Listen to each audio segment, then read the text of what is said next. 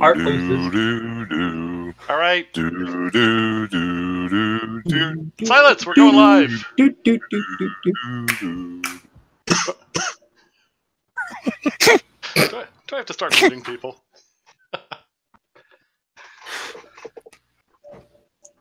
Did you really just threaten to turn this movie night around and go home? Exactly. I will turn this movie night around and... If I had a dime. I've had that happen, actually. On that note...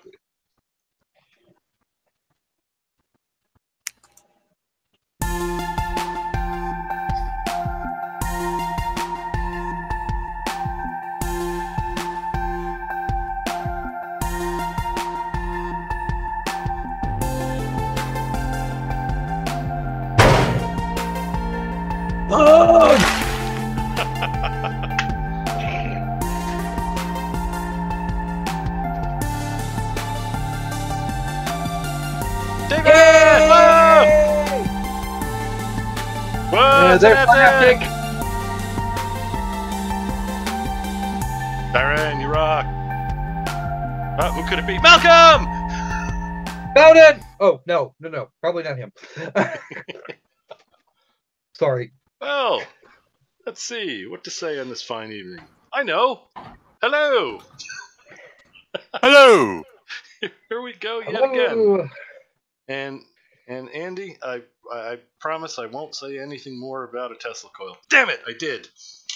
I was going to ask you how I that was have going. absolutely no problem with the Tesla coil. It has sparked my interest in building a kind of freak show of a Jacob's ladder.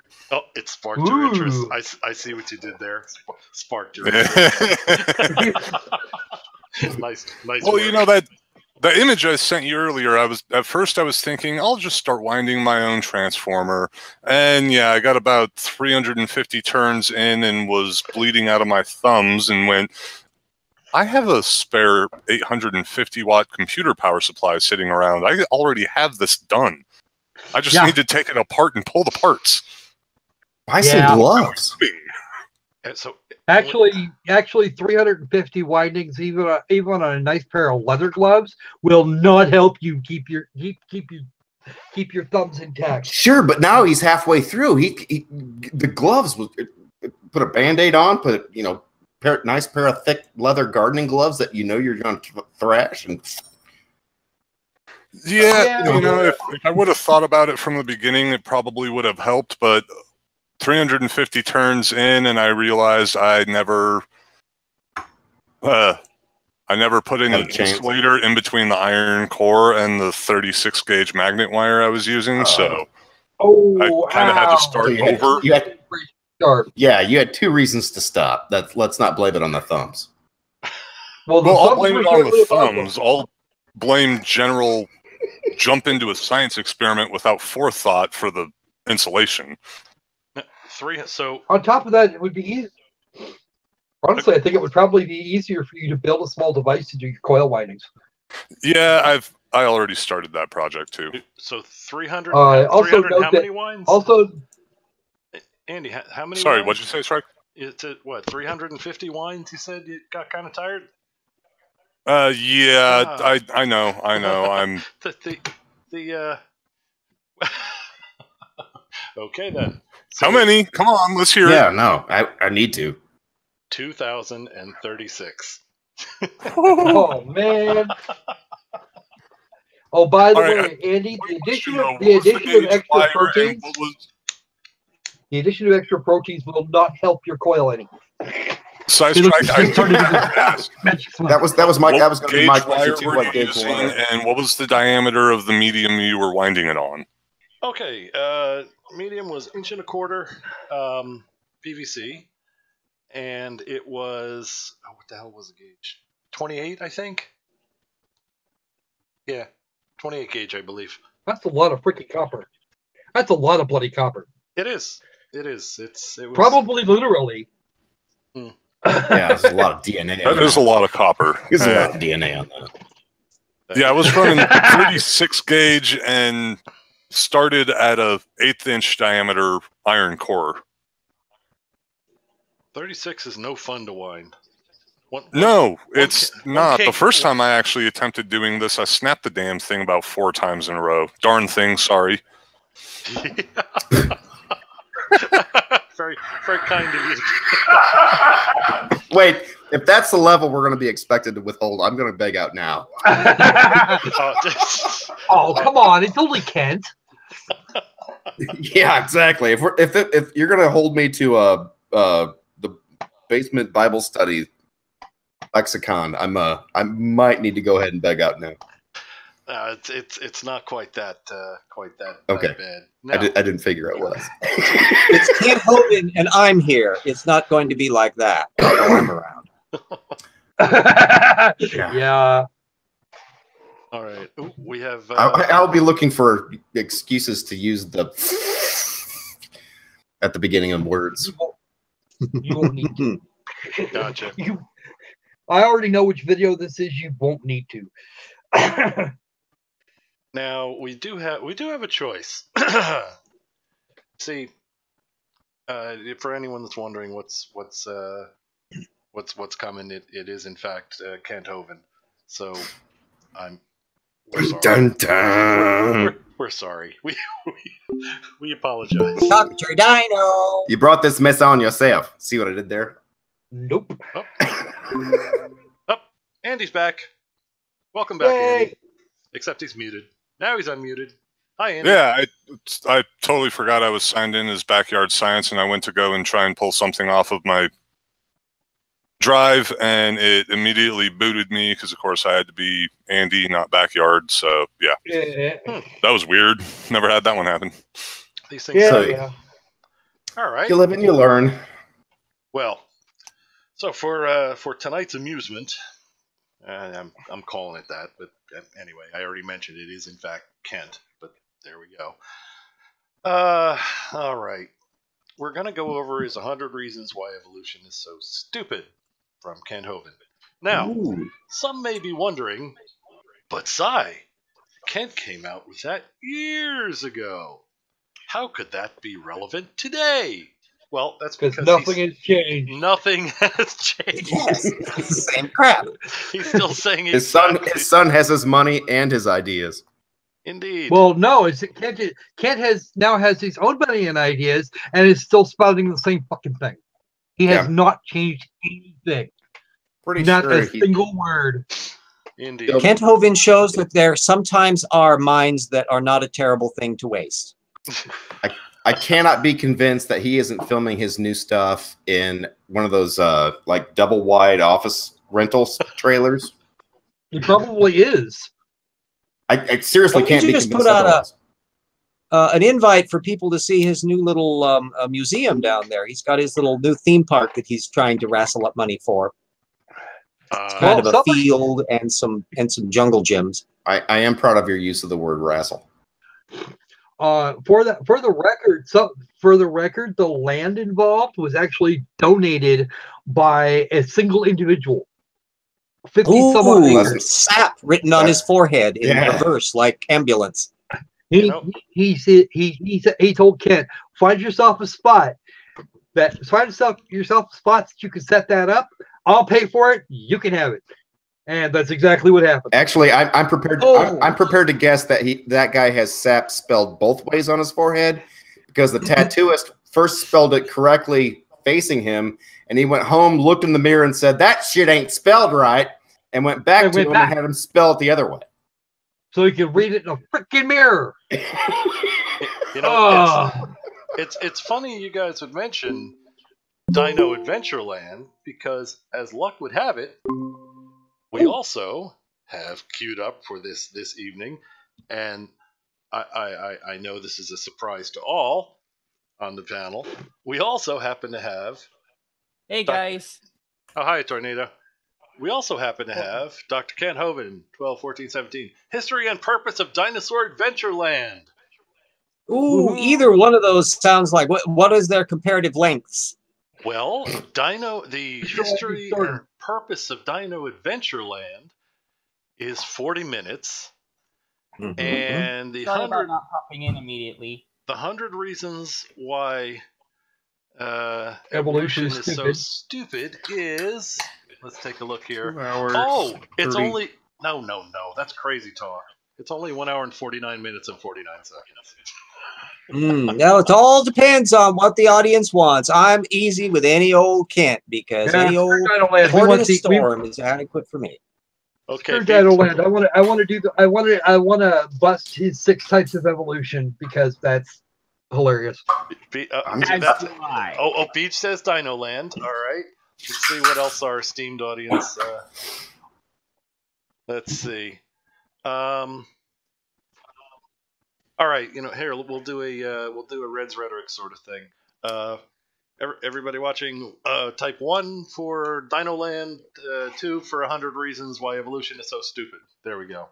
Now just count the 1s and 2s, and we should know what's what. So by 2, are you suggesting that there are only 2 of the 100 reasons that are valid? No, there's none of them. No, there's 0 of 100. That would be up. Okay, we got one call for each. I have seen the video. Factard's doing a 3. That's breaking the rules. Really? You got to bring an extra gender into this? There's 3 votes for 2. 1 vote for 33. That's always good. That sounds like my mom. Well, if you break that down, Pheno says both. Pheno is a masochist. No shit. If you break down, oh God.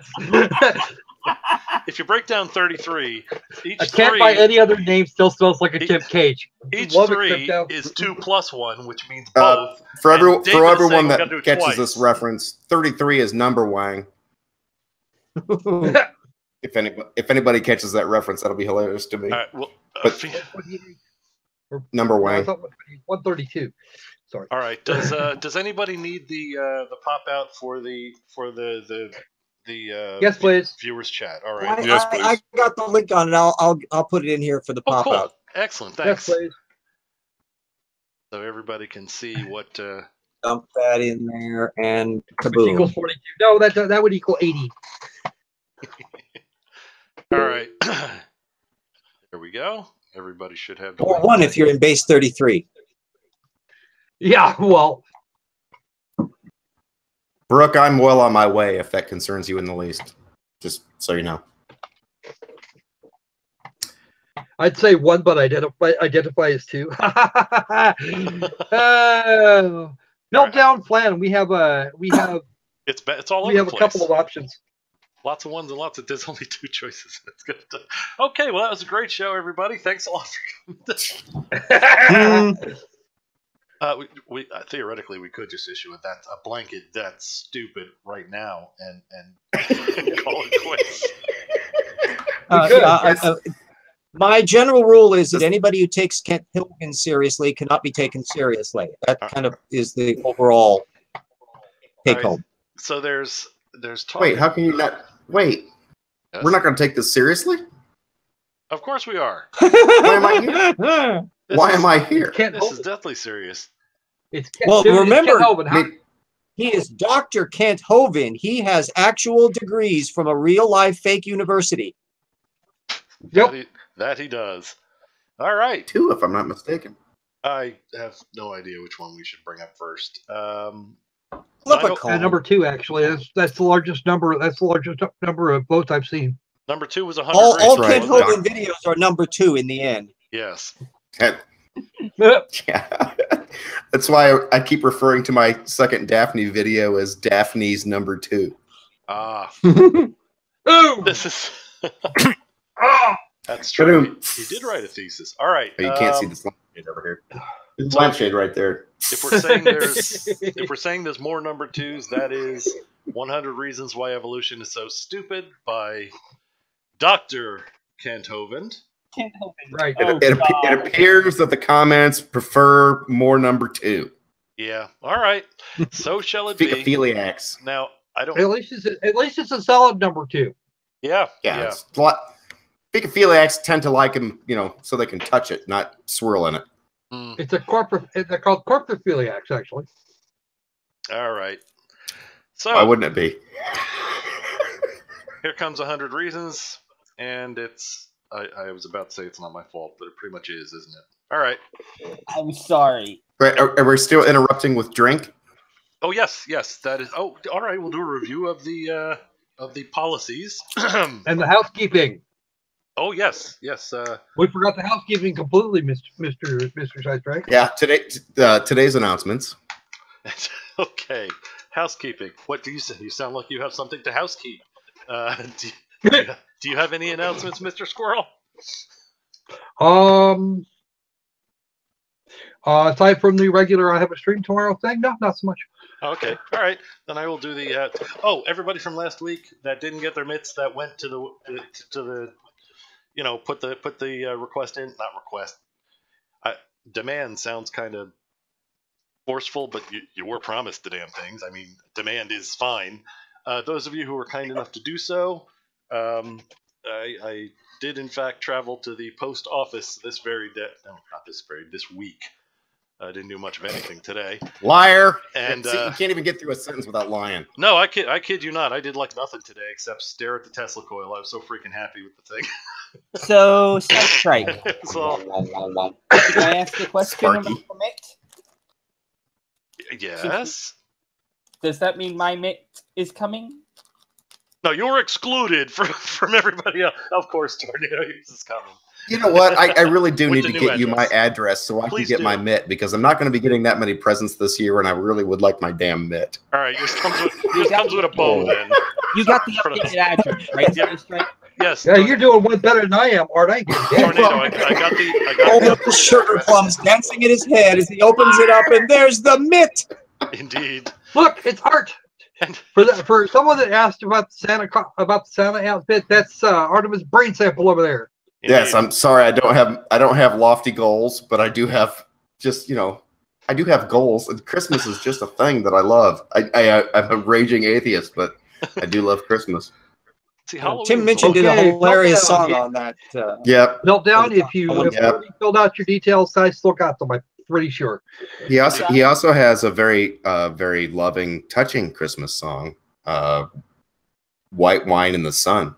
Tim Minchin. Side Strike. Oh wait, when you said it was a touching Christmas song, I was It really is. I was when you first said that, I was going to ask if it was sung exclusively by priests. All right. Rim shot. No, there's Lutherans. All right. Very good. Okay. Yeah. So, Sai, did you end up getting my updated address? Just yes. Yep. To clarify. New address after the move. Absolutely. All right. That being said, oh yeah, that's about it for housekeeping. Everybody that was kind enough to go and not update their information. Redemand. It's on the way. Went and shipped. I guess we might as well commence with 100 reasons. Everybody knows the rules. When some wacky ass assertion is made, yell drink. Oh, look who's here. Just yell drink. We'll stop the video. You get to have your say, and there will be great joy. And don't talk over anybody else, and stuff. Or at least try not to. Yeah, there you go. If the sergeant arms the field commander speak, then shut up. All right, now, the selection of let's see, who would care to be sergeant at arms with all the authority vested in that? Can't be me.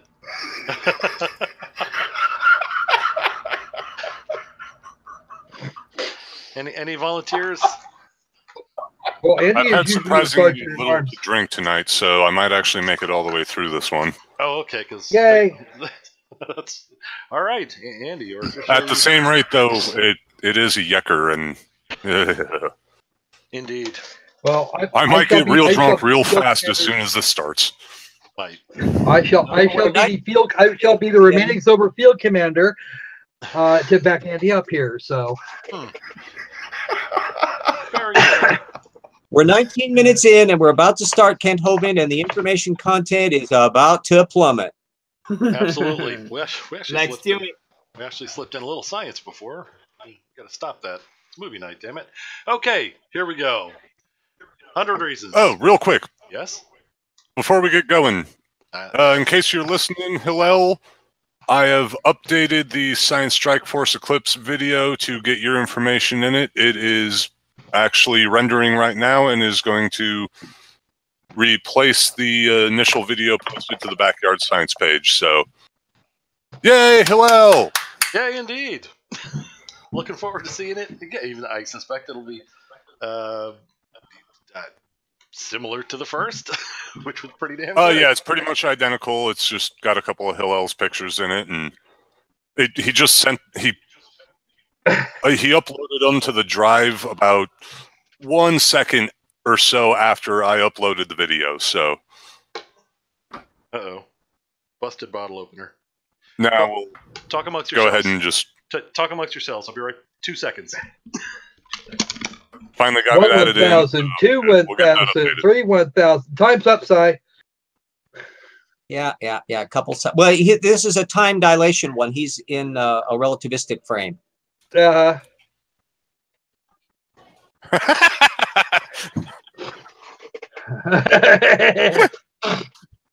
got it. And memes are cancer. Hey, Mac, I can't die of alcohol poisoning. I don't have any. Rawr. Oh. I don't have any alcohol either, nor caffeine. Oh. Well, there's a little bit of caffeine in my iced tea, but that's as far as I can go at the moment. No money for nice liquor. I was not being a smartass. I was making a statement of fact. I don't have any. I have returned. Late. Like General MacArthur. They busted since I snuck in unnoticed. Good evening, all. Well, you did not sneak in unnoticed. You just didn't say anything. How you doing there, bud? Oh, I'm fine. Actually, I gave it a. I saw the lazy guys is here as well tonight, so should be cool. He'll know who I mean. Oh, that thing. I'm sorry. Yeah, I have to give Si a hard time. It's my job. No. I didn't mean you. No. I was talking to Transport. I should be more clear. Okay. She accused me of being a smartass. There's only one, and well, in that particular case, she was kind of right. No, there's only one lazy guy in here. At least one I frequently call lazy. I won't call him any names, but he's wearing a Santa hat. Yeah, that guy. Alrighty, shall we commence with the stupid? Hovind the Elder. Here he comes. Commence with the Hovind-meister. Let the stupid commence. My favorite. Here we go. Yes. Teacher for 15 years. Now for 12 years I've been an evangelist, and I travel around and speak on creation, evolution, and dinosaurs. Drink. Honored to be here in Coeur d'Alene. All right, who called it? All right, I was first. No, go ahead then. Yes. See, unfortunately, we seem to have missed the first little bit of this, and I just don't care. The only part of that was actually true is he runs around speaking on creation. He doesn't know he barely knows what a dinosaur is. Yeah. Right. He knows about as much about dinosaurs as a doorknob. And I want just to add this. RJ. Squirrel. Calm down. People were already talking. Okay. I just wanted to add this is a little bit mean because this is the video that made me go on Twitter and on YouTube. and cost me all my free time. So you may be familiar with the subject matter. Okay, Squirrel, go ahead. RJ, I at this point in lieu of all the doorknobs on the planet, demand an apology. That's true. That's a terrible insult to doorknobs, hat racks, and inanimate objects everywhere. No, Hovind knows about as much about dinosaurs as a virus. Yeah, no. The viri now now wish relief from the insult that was just handed to them. That's not fair. He knows. He's just too dishonest. Greedy. Yeah. Let's play a game with Kent. Let's find out what is the oldest information he's trawling and what is the most recent. This is exciting. It should be because he's a pro at that. That's actually probably the way we should approach this video. Period. All right. Here we go. Shouldn't we have the Hovind bingo card? Yeah. How long? We should. And an open bingo card that we'd have to set. Then we'd have to find a way to push it out to the chat so that they have a chance to win too. Indeed. All right. And here Go first, just so damn competitive. Yeah, that is actually correct. The first words into his typewriting machine were "Hello, my name is Ken Hovind," or "Hi, my name is Ken Hovind." All right. I'm wrong. We've made it a whole 11 seconds in. Go. Let the stupid continue. Idaho, my first time to preach in your city. How many have been to one of my seminars before or have seen one of the tapes before? Oh, quite a few, okay. How many have not? And how many do not understand the question so far? Drink. Okay. Yes. Hey. How many of us have seen your seminars before? Every single one of us, every week on Science Strike Force Movie Night Live, and we must say the information content is very lacking. I would tend to agree. And here we go. I first bumped it back in the 1990s with an old VHS tape, so that gives you some idea. I'm a veritable old codger on Kent. Tell me you didn't buy it. Tell me you did not buy it. Oh gosh, no. My brother knew a creationist, and he made a bootleg copy of a Hovind tape so that he could loan it to me to vet it. That brings me back to the days of sitting in front of the TV, hitting the pause record, trying to get a decent film off the damn TV. Yeah, he was lecturing in front of an audience of about 12 in a little seminar room in the 1990s. So this is actually fancier that we're seeing here. A friend of mine attended Huntington University, which is in Huntington, Indiana, which is the last home of the last national headquarters of the KKK. It's a Christian college, and they actually use these videos in one of his science classes. Oh no! And Phyllis Schlafly, the late Phyllis Schlafly, around 2004, was actively recommending Dr. Kent Hovind's science lectures on her American Eagle website. Yeah, one of his science classes was the actual instruction was used the entirety of the 147 minutes or whatever it is of this. That is disturbing. Boy. Very. He's now an atheist. I wonder how that happened. Well, if anything will cure. Maybe he started trying to fact check him. Well, he was there on a sports scholarship, and his family is very devout, but he wasn't, and so he took the sports scholarship. He's from Illinois and came to Indiana to go to college because he's really good at throwing heavy things. He was in track and field. He threw discus and javelin and shot put. And he can throw a keg like a beast. He's really good at keg tosses. But yeah, he took the money from the school and became an atheist while he was there. But he stuck it out and graduated because it's an accredited university. So he has a degree. So, but yeah, one of his 3 credit hour classes was included all of this. That's disturbing. Kent Hovind's nonsense. That's an accredited. Yeah. Okay. On that note, they showed it to college students paying for an education, and the students stayed for the. All right, here we go. Moving on. Well, great. It's an honor to be here. I tell folks right up front before I get started too far, because I don't want anybody sneaking up on me. I believe the Bible is the infallible, inspired, inerrant word of the living God. I believe it from cover to cover. Yeah. I even believe the cover of mine. Andy, you're up. I need to drink whether we're going to interrupt it or not because 2 questions. I just have 2 questions. Which one? Yeah. Yes. Well, yeah. I mean, there's the Protestant Bible, the Catholic Bible, the Greek Orthodox Bible, the Coptic Bible, the original KJV. texts, some cuneiform block somewhere. The KJV. Well, we all know that he's referring to the KJV, but I mean, come on. But isn't he only holding the New Testament there? Well, we know he's a big pusher of the King James only approach to the Bible, so he knows that God originally wrote in English, and it makes it so much easier.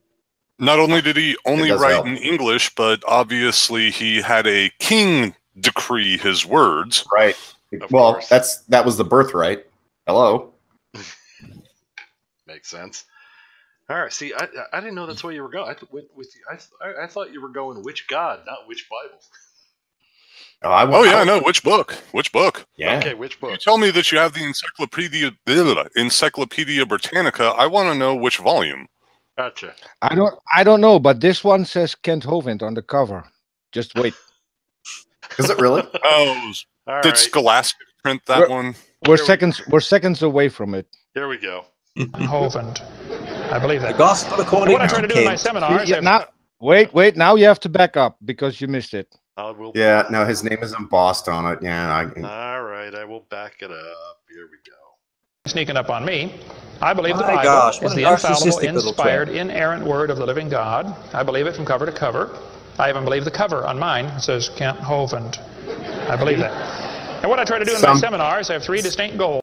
Yes. Churches will give you a Bible, a leather-bound Bible embossed with your name upon confirmation or a rebirth. Really? I know this video by heart. This is going to be painful for me. I know every single word.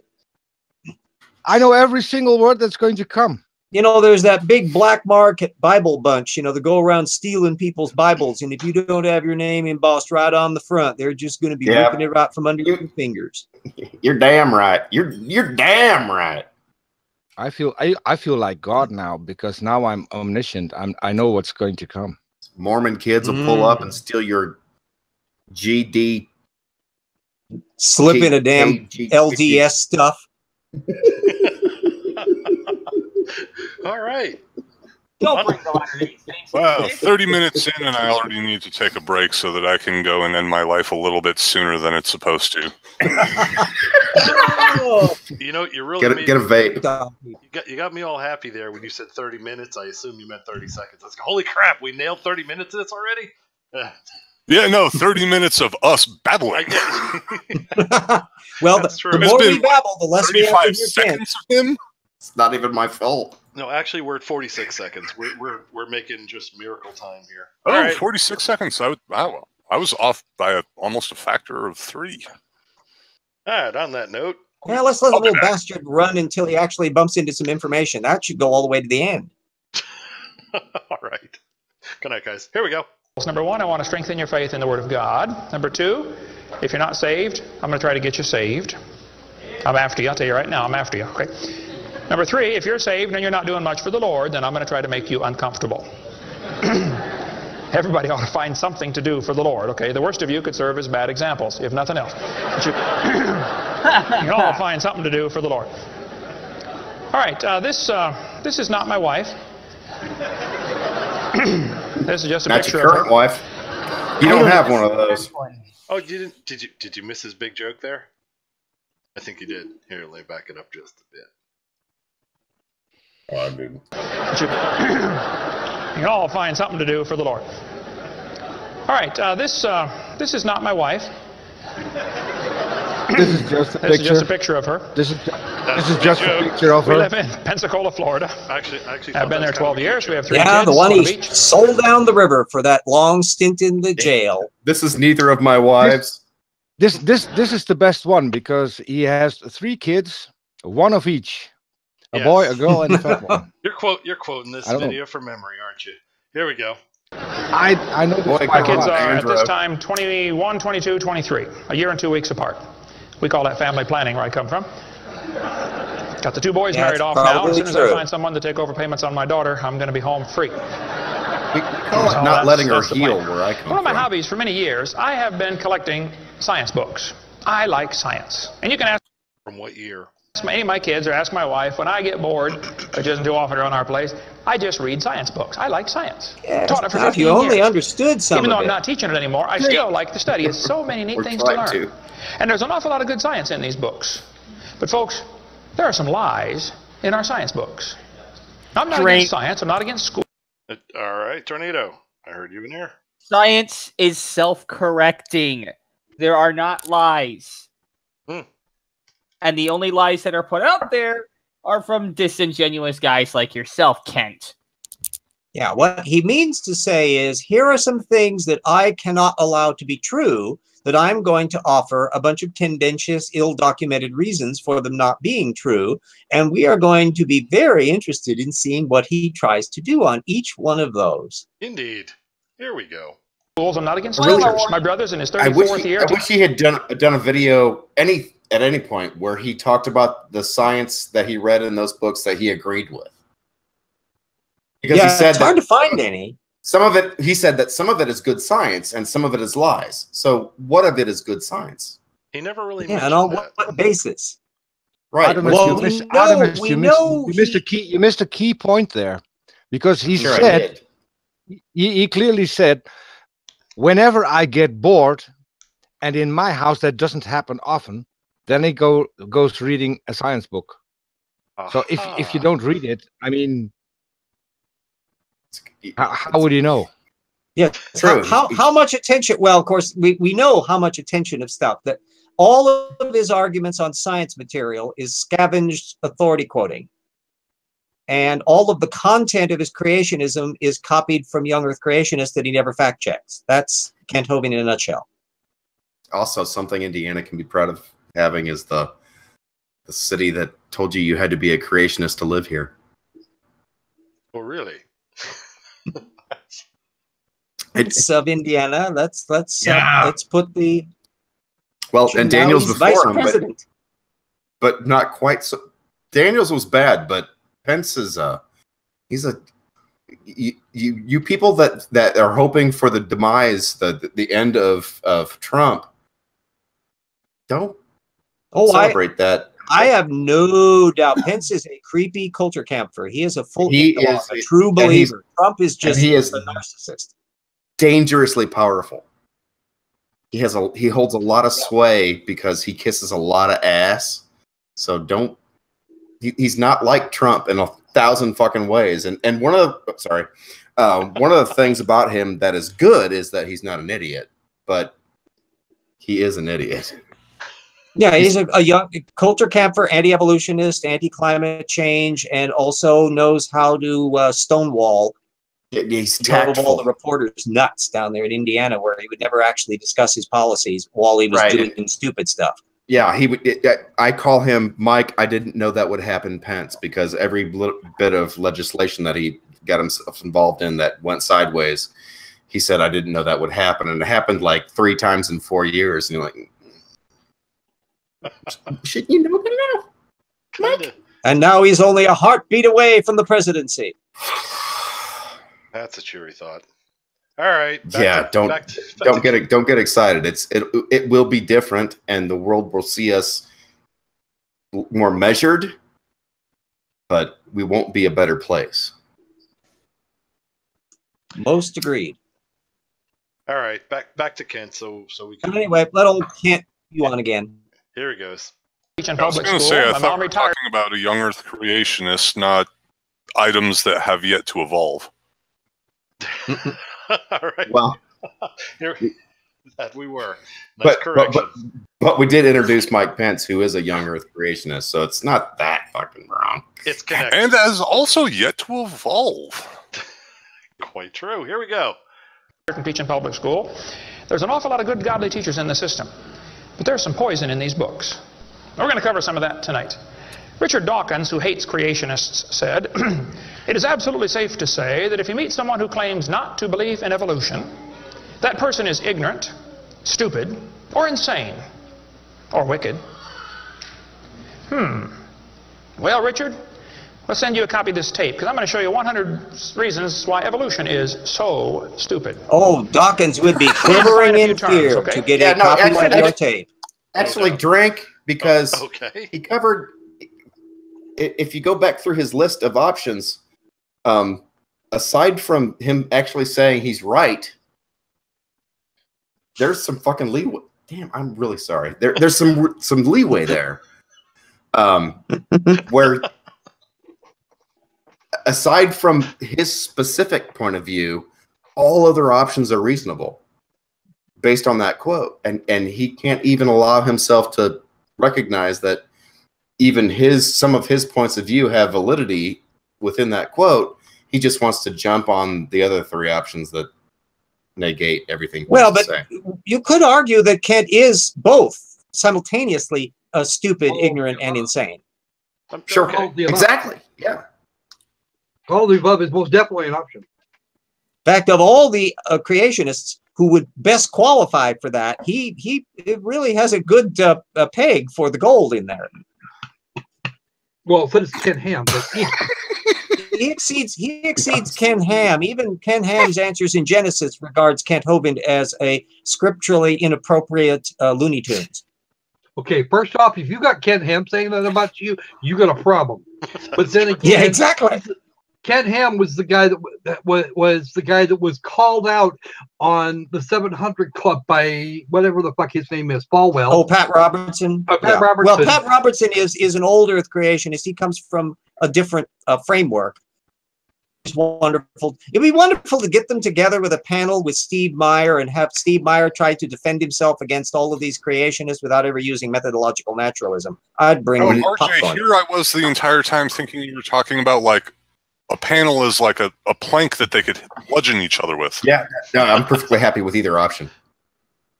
Love to see that bunch all together and try to say, okay, gang, figure out what's true. You got to throw what's his face, Baker. You got to throw him in there so he can sell some soup. All right. Oh, Jim Baker? On that note, here we go. Dictionary, stupid means lacking normal intelligence, foolish, silly, a stupid idea, dull and boring. Yep. I think evolution dull and boring, is well, stupid. Now, my mom used to get you got that it. Thank you. Yep, I use that word, so it's a little hard. Perfectly, there, Mr. Hovind. Yep, that's a trifecta. You nailed it. For me, but Bill, winning. Shall we continue? I want you to preach on 100 reasons why evolution is stupid. Okay, Bill, well, you asked for it, so here goes, all right? Let's define some other terms now. The word evolution has at least 6 different meanings, and I've done 58 debates now. And dictionary. Nobody called drink on that? The dick! All right. Use the same dictionary and look up the word evolution. All right. Here we go. But you see, he has to have his particular hobby horse. He can't allow the deck not to be stacked in the way he wants it. And this is one of the points that's shared by the two Hovinds, the elder and the younger, is they use these evolution of everything argument. And this is the part we've been waiting for. Here they go. Whoop. You're going to get into a debate on all of Dad's old scripts. At its base, it's a false equivalency fallacy. That all evolution means the same thing for all things. Oh dear! And every usage of the word evolution is applicable in the same way. And that's not how the word is used. Sai? Yes, sir. We may have just been visited. Because apparently the big G himself says, that is not my child. I accept no Hovind. Oh, God. The Lord God Yahweh has joined us again. Thank you for... And no wine before it's time. Because that's the way the Gallo brothers roll. Boy, I tell you realize that that's sufficiently old that you would have to explain what a television set was in order to be able to explain the illusion. You mean my crystal set or my television set? I have a legitimate question. Yeah, get your little rabbit ears out there. Anyway, let's resume the Hovindista. Andy has a question for us, a legitimate question. It is a legitimate question. Okay. Do you guys think that Hovind the Younger and Hovind the Elder would sell as well at a Christian rock concert as Pliny the Elder and Pliny the Younger do at an indie concert? I'm not entirely sure. Or at your Vesuvius concerts. I'm going to go with not yet, but that's not beyond the realm of possibility. Okay, how many IPA drinkers are on the panel tonight? Because I don't think that one flew too well. Pliny the Elder and Pliny the Younger are two of the greatest IPAs ever brewed in the United States. Come on. Wait, well, no, I was... Well, you see, Andy, obviously having the younger and having the older would obviously be bottled water. Okay, I was trying to use the literature rather than the beer reference, and I did miss the beer reference. I do apologize. Actually, it's see, okay. As far as I'm pretty concerned, Andy, that's your yeah, problem. that's You're some talking about Dennis American Miller. beer. Yeah, right. An American beer is like making love in a canoe. Okay. On land. No, it has to be in the water. Wow. When the Lord... it's full of frogs and sand and dead bait. Oh, Fino says, "Oh, F word, please, Andy, no more beer meta humor." When the Lord himself is saying that no offspring of the seed of Hovind is right for my creation, somebody should then notify. somebody got fucked up. Somebody should notify.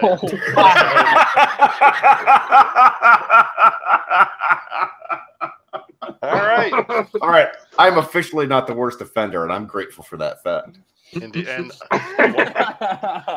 and RJ, did you fail to send the bar of soap? I'm gathering. All right, here we go.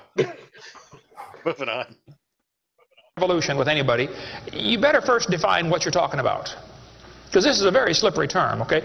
First, we have cosmic evolution. That would be the Big Bang. There is no evidence whatsoever for that. Squirrel! Drake! Squirrel, you're up. This is the first of 6 versions of evolution that he's going to work. Cosmic evolution, he equates strictly to the Big Bang, which I might add is still ongoing, and therefore cannot be an evolutionary process. That's not correct. Evolution is still going. Indeed. No. And he also the Big Bang is still going, and it's not an evolutionary process. The universe is still expanding. Thank you. Yeah, but evolution He is also still going as well. I wasn't referring to. Yeah, but the thing, evolution. it's important. I was, excuse me, I was providing. He does call it the origin of time, space, and matter. Yeah, well, evolution isn't about the origin of any damn thing. If we're going to be completely honest, except maybe the individual species after life begins to exist. You still have to deal with abiogenesis, and he doesn't even really touch that. Okay, Squirrel, back off for 5 seconds. Gonna go for it. Had the floor. Yeah, isn't evolution the origin of bad apologetics? No. But this is terrible. This is actually completely terrible apologetics. This is even worse than William Lane Craig. We're talking below William Lane Craig levels of development. Surprise! It's a 2.5-hour video. It doesn't get any better. But the important we've already peaked with his jokes at the start, so it doesn't get any better. From here, yeah, I know. No. Don't forget that Hovind just said evidence for the Big Bang. That is false. And in all the apologetics I've ever seen Kent Hovind say, he never discusses the actual evidence for the Big Bang. He skirts around it. And so his audience has been fed false witness right off the bat. Okay. Can I make clear what I said originally? Oh, sure. Go right ahead. And then it said he makes this cosmic evolution. He's referring specifically to the formation of the universe, also currently known as the Big Bang, which is still going on and is therefore not an evolutionary process. You can't get evolution from a single event. Which is why I agreed with you. There we go. Yeah, and I got interrupted before I could get that last. Oh, well, shut up. Yeah, all right. At the same rate, Squirrel, you actually interrupted. Gonna go for it before before you were told to stop and let Gonna go for it finish what he was saying. Okay, so to avoid that's what it means to be sergeant in arms. Sometimes I've got to stop you in your tracks. Sometimes. You know what? I got to say what I intended to say originally. I'm good. There we go. That was interesting. You see, what we had there was a barroom brawl to avoid a barroom brawl. That was very interesting. I had a broken bottle in my hand. I was ready to start cutting up some bitches. Well, I wasn't quite finished when moving on, guys. All right. Move on. We still got number 2. Hang on, I gotta throw this number 2. All right. See that, and nobody mentioned that cosmic evolution. We don't need a new name. It's already got a name. All right, here we go. It is not evolution. Moving on. We'll get into that in just a moment. Then we'd have to have chemical evolution. See, the Big Bang supposedly made hydrogen. Drink. Okay. Yeah, because he's already wrong. Tornado. Oh yeah, for chemical evolution again. That's not like RJ or Croco Squirrel said. But like the Big Bang is not an evolutionary process. Chemical combinations are not an evolutionary process. Chemical evolution is not evolution. And therefore, and wrong. Also note that we didn't at the time of the Big Bang we didn't have things like hydrogen. That wouldn't happen for quite a bit longer, and even then we got hydrogen, helium, and lithium out of the initial expansion event, which then collapsed to form stars, and that provided all of the additional. So you're only still that. Inevitable, unavoidable, absolutely super duper physics that automatically forms anything else. So the idea that he's saying, oh, that's the origin of higher elements supposedly from hydrogen means that Kent Hovind is flushing down the drain all modern physics, including Richard Feynman, whose shoelaces he does not have the quality to be able to lick. Okay, I do have to step in at some point and say, for the love of God, there's this really, really awesome thing called quantum chromodynamics. Yeah.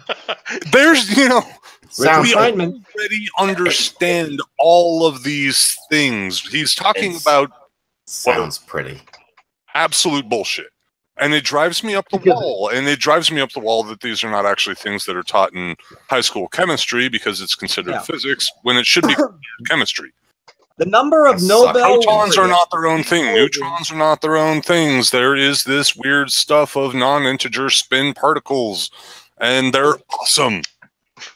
The number of Nobel laureates that Kent Hovind has already defamed by proxy fill up a big room. All right. And the corpses there too would fill up an Olympic-sized swimming pool several times over.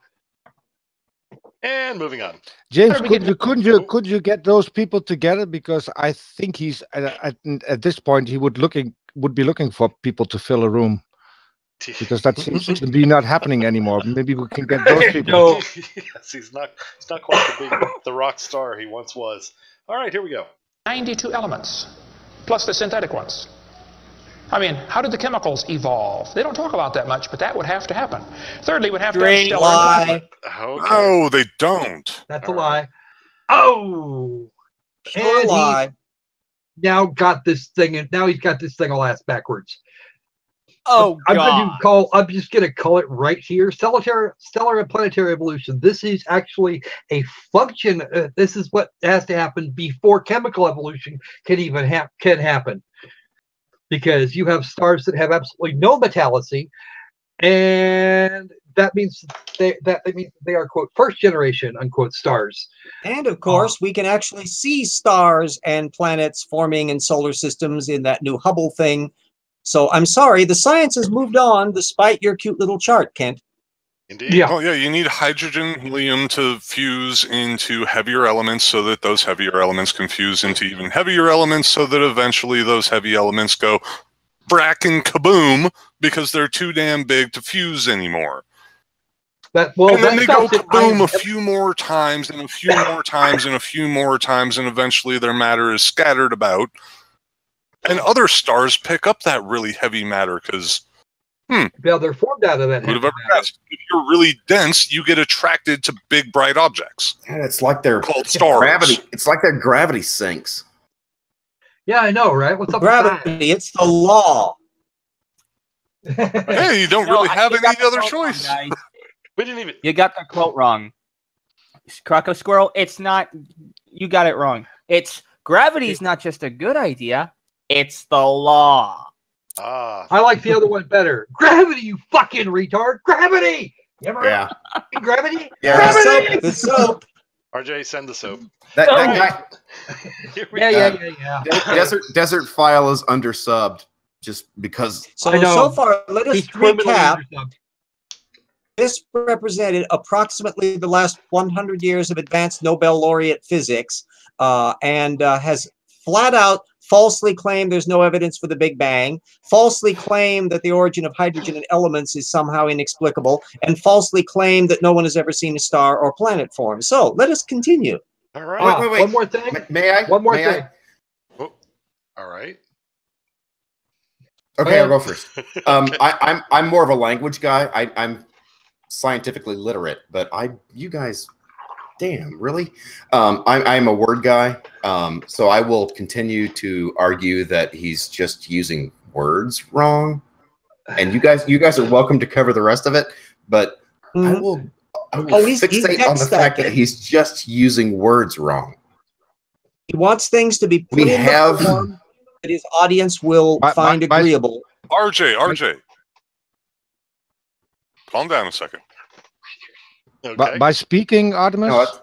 I'm good. I've said my fair share. Okay. Oh. No. I meant you said he's using words wrong. I meant by speaking. No, the cosmic evolution. That describes nothing, literally nothing in science. Chemical evolution. It's that describes nothing. It's meaningless. Stellar and planetary evolution, you can argue actually happened, but you've combined that with number one. So, and we already have a word for those things. So he's just using words wrong. I'll give you one better. I'll give you one better already. Slippery with the language. Yes. See, that's actually Kent's only stock in trade. See, the problem is that he put chemical evolution before stellar and planetary evolution. You don't have advanced chemistry until the first sequence of stars dies. Well, he thinks Genesis is accurate and correct. So, well, that's different. Yeah. Well, remember his idea of cosmology is kind of frozen in the popular version of it that was brought out in creationism in the 1980s. So he's not exactly cutting edge sort of guy here. Yeah, he thinks plants. I think it makes sense to have plants before the sun. That in no way can that make sense. Yeah. RJ, have you been? Yeah, but he has all this. He has all this in the correct order as it is in Genesis. I think. Which version of Genesis? There's two orders, though. Well, there's actually more than two versions of Genesis. In the first one. Right, but he thinks all of Genesis is accurate, but there are two different versions within Genesis. There's two different orders of the assemblage of the universe. I know, but he doesn't. Just because you did your homework doesn't mean the speaker did his homework. Why are you telling me this? I mean, go tell him. I just drive him down. All right, how about we get on to number 4 before anything else goes wrong? I just got a command from God. Sorry, I got to take care of some business here. Okay. Lord God Yahweh, sorry. Your command will be obeyed. And okay, RJ, I think there was the Lord God also commanded you if you were watching the public chat. Did you see that one? To let people speak. RJ, I command you to let the people speak tonight. What? Oh, wait. Let my people speak. Indeed. All right. Actually, Lord Crockett, you might remember this guy, Mike Helmick from G+. He's in my first two videos. He actually has a quote from the Bible, and I can't pull it directly out right now, but he has a quote in the Bible that where you command the Lord to evidence himself, essentially. And I had never seen that before, and I looked it up, and he's right. There is a, remember, this is Mike Helmick. He's a flat earther and a young creationist, or young earth creationist. But he also believes in the dome's not real. Where's the Bible mention the dome? But he actually has this in his mental depiction of how the Bible makes sense.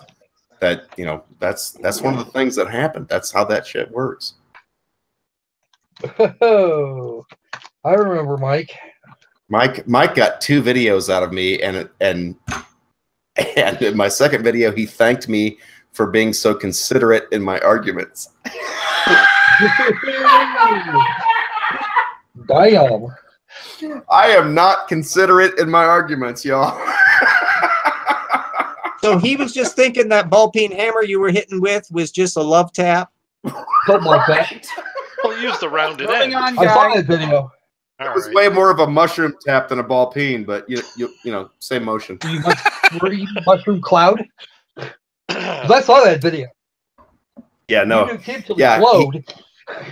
He literally thanked me for giving thought to his arguments, and I was like, if you think that's what this video was about, dude. All right, let's see what number 4 is. Actually, I don't think we let him say number 3, did we? We just took it off of the thing. We didn't let him finish. Let's let him finish and get completely through number 4 before we call drinking it. All right, let's let him finish talking about number 4, and then we'll address that. Here we go. Planetary evolution. Did you know the stars would have to evolve? There's an awful lot of stars out there, folks, but nobody's ever seen one form. There's enough stars out there that everybody on Earth can personally own 2 trillion of them. We've never seen one star forming. We see them blow up from time to time. It's called a nova or a supernova. Drake. We've never seen one. Okay. Drake. Andy, you called Drake? Yes, actually, it's very easy to watch them form. All you have to do is grab a telescope, point it at the Orion Nebula, and there you go. You even have several of them in various states. The crowd laughs when he says this. So each of us can have 2 trillion. We can have 2 trillion. There are that many of them. Not funny. Indeed. It's true. It's one of the few things he says in this fucking thing that's true, and they laughed. Yep, because they don't believe it. But, well, they paid money to listen to him. Do you really think that they're intelligent? Well, they think he's making a joke. In fact, that is the one. Artemis is correct. That is the one thing. It's the one thing in this entire freaking thing, in this entire video, that he's actually true and accurate. And I'm pretty sure he knows that. Does this not imply or put a big red arrow pointing to the word dishonesty? Because he said it as, look how ridiculous this is. That's what he wanted his audience to take away from that, even though he knew it was true. So if you look at the banner, he did cite DeYoung on that, and DeYoung, of course, is a young Earth creationist astronomer. Yes, there are a few. Is that he's effectively saying that all the stars that they're seeing in these trillions dressing and were only made 6,000 years ago, which of course he's never been able to figure out how that worked. Right. Well, his last debate with Red, he tried to explain himself. Not that it worked. It went very poorly for him. And then he walked away declaring victory. And I'm not sure how he managed to suss that out. But hey.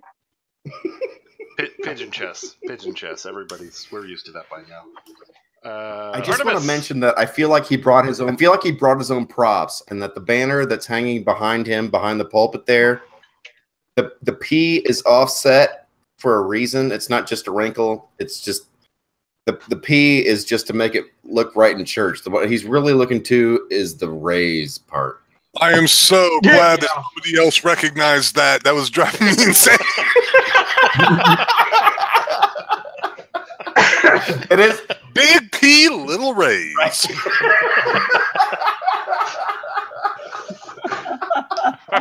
Okay. Moving on. Art, you need to pass on your next class for about half an hour or so. You are. I don't think that's going to happen, brother. I'm sorry. maybe the next half a minute. Here we go. It is 1 o'clock in the morning. I'm not slowing down, otherwise I pass out. Okay. And we shall move on. Here we go. One form. One professor told me one time, he said, well, we calculated in the laboratory that if 20 stars explode near each other, it'll produce enough energy to make a brand new star. I said, well, that's brilliant. You got to lose 20 to gain 1. Okay, who got that first? He's going to save. There we go. He's okay, Ken, I can. May I? Squirrel, chill out. I'm pretty sure going to go for a cold drink, not you. Okay. I did actually. I was first this time. Go ahead. Okay. I'm pretty sure. Go for it. He's actually the wisest moment of the video is about to come, because he's going to explain. No, he's going to solve the U.S. debt in the next couple of seconds. Interesting. That's true. That is one of my favorite parts. Okay. And all right, Squirrel, you had something to add as well. All right. So, Mr. Kent, you are officially lying. You don't to make those calculations. You don't actually have to be in a laboratory. That professor didn't tell you that. You see, all it really takes is a piece of paper, a pencil, a pencil, and a brain. You can those maths can be done without the need for a laboratory. A computer will make it much faster, but even in 2001 they had enough processing power on a desktop to be able to pull that shit off. Another thing he's trying to do here is not name drop. So you'll see that he says, I was talking to this scientist. Yes. And I was doing this. So it implies that, he's hobnobbing with all those fids. Yes. And he's right in there with the thick of them. And yet never actually mentioning a name of what this scientist was so that they could sue him for, saying, excuse me? Right. At least his Genesis history made an attempt to say this guy's a scientist, and we talked with him. Yeah, but everybody's they kind of plagiarized his work, but what would you expect? Oh yeah, Eric gathers a bunch of talking head experts. Kent Hovind tries to remember all of his junk off of his rote material and really doesn't talk about other creationists. He very rarely mentions any of them. It's all him.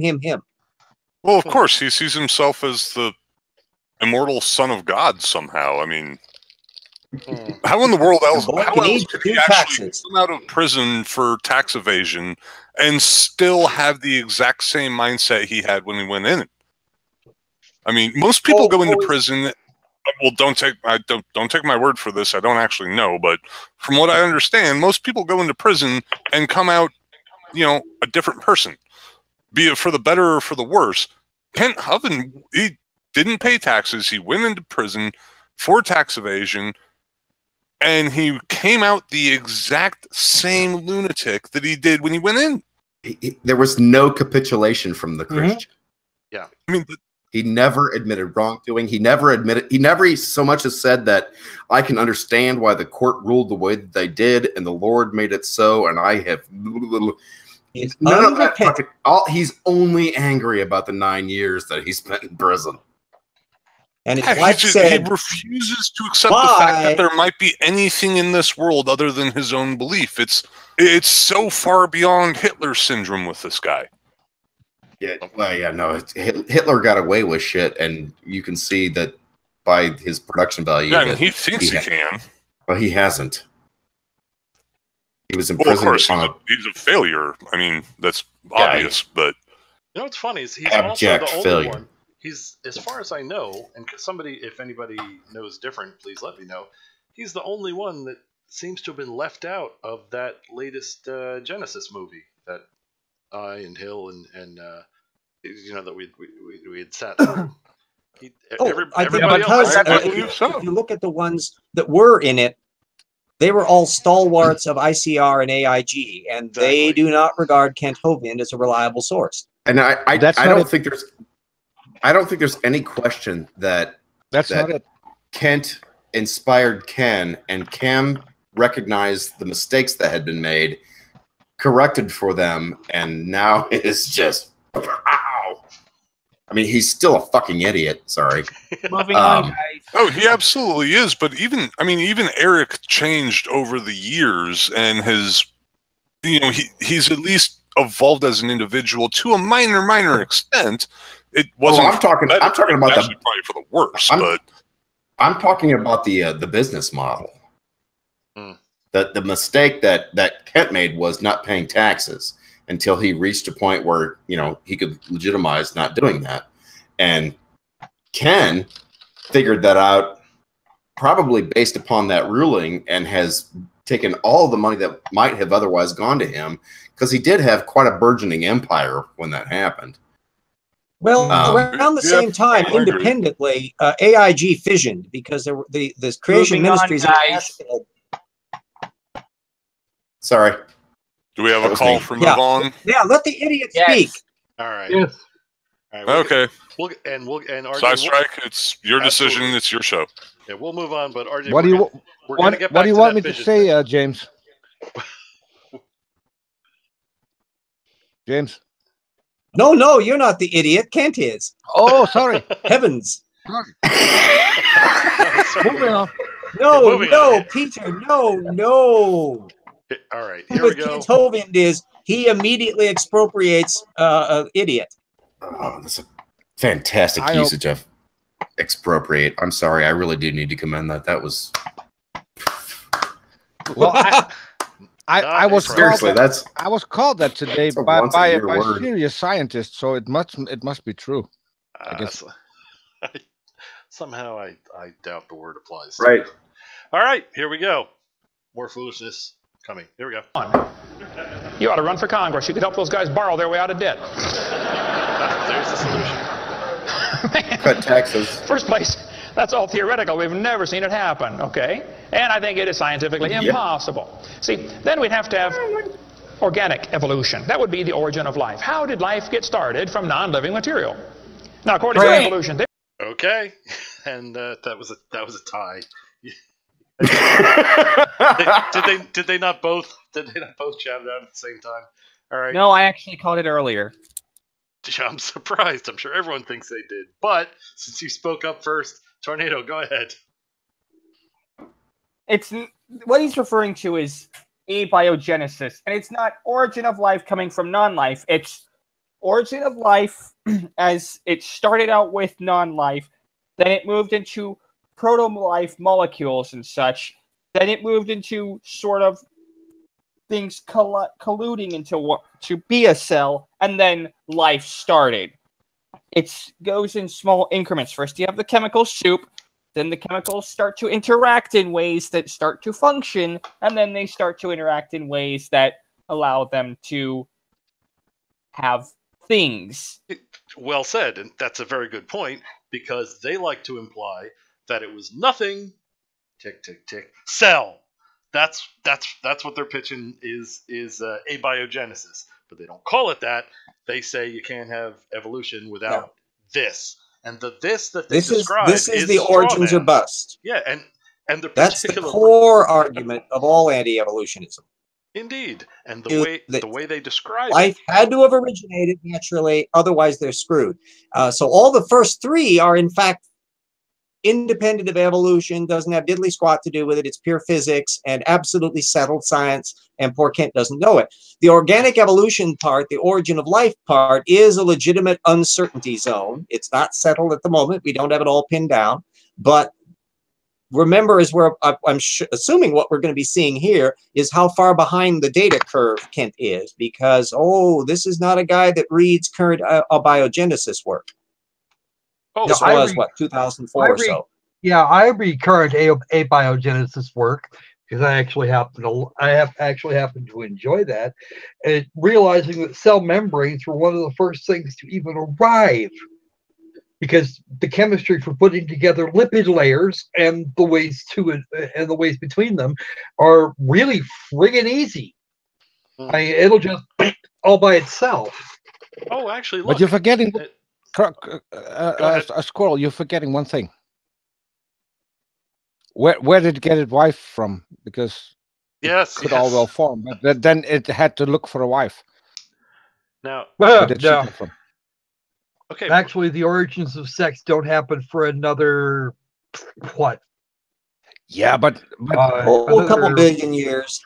No, it wasn't even a couple of billion years. It was about 800 billion. Yeah, that's how team. The actual origins of sexual reproduction started in the original biota-phases. That being said, you can't have evolution before there is existing life.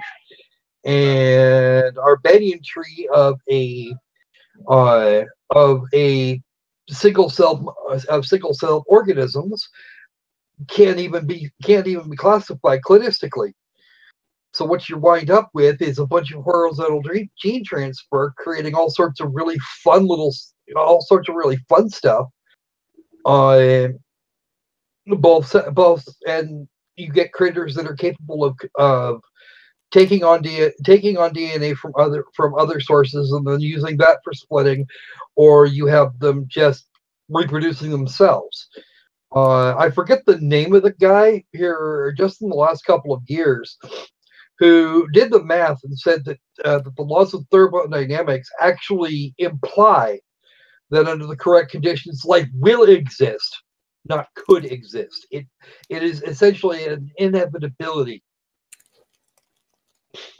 given enough time. And of course, you know, we're not really expecting Kent Hovind to deliver his monograph on lateral gene transfer in early prebiotics. Probably not. Yeah, well, you know, that's a complete. Let's see, that would be a completely different thing. He'd actually have to be aware of. He'd have to be aware of the idea of abiogenesis, which certainly existed at the time this particular film was made. But it was so it was a science completely in infancy. We've got some solid hypotheses now. Oh yeah, there's been a colossal amount of advancement in just the last 10 years. So basically what we're getting here is somebody really getting pushed out of shape over VHS versus beta, and we've moved on into the live streaming phase, and he doesn't know it. Well, he seems to think he knows how it works. Well, he doesn't. Oh yeah, well, because he read some creationist stuff from like 30 years ago. All right, here's a good point from Brian. Number 5. I want to see what number 5 is. Brian makes a good point. He mentions organic is just carbon based. So then, if we substitute that, number 4 is carbon evolution, which didn't he already cover under number 2? He would have to have, because carbon can actually be found. It's actually fusible in stars. It's iron that will actually cause a runaway effect leading to a supernova. Yeah, no, all right. So you know, I've got to I'll just say chumps. Oxygen, nitrogen, sulfur, and phosphorus. That's your elements of life, and all of those come about during that chemical evolution have happened. Andy, you had a point? I did. Just real quick, if if this guy had any knowledge of organic chemistry, then he probably would have gotten lost in a little bit of diethyl. Never mind. I'm not going to go there. See,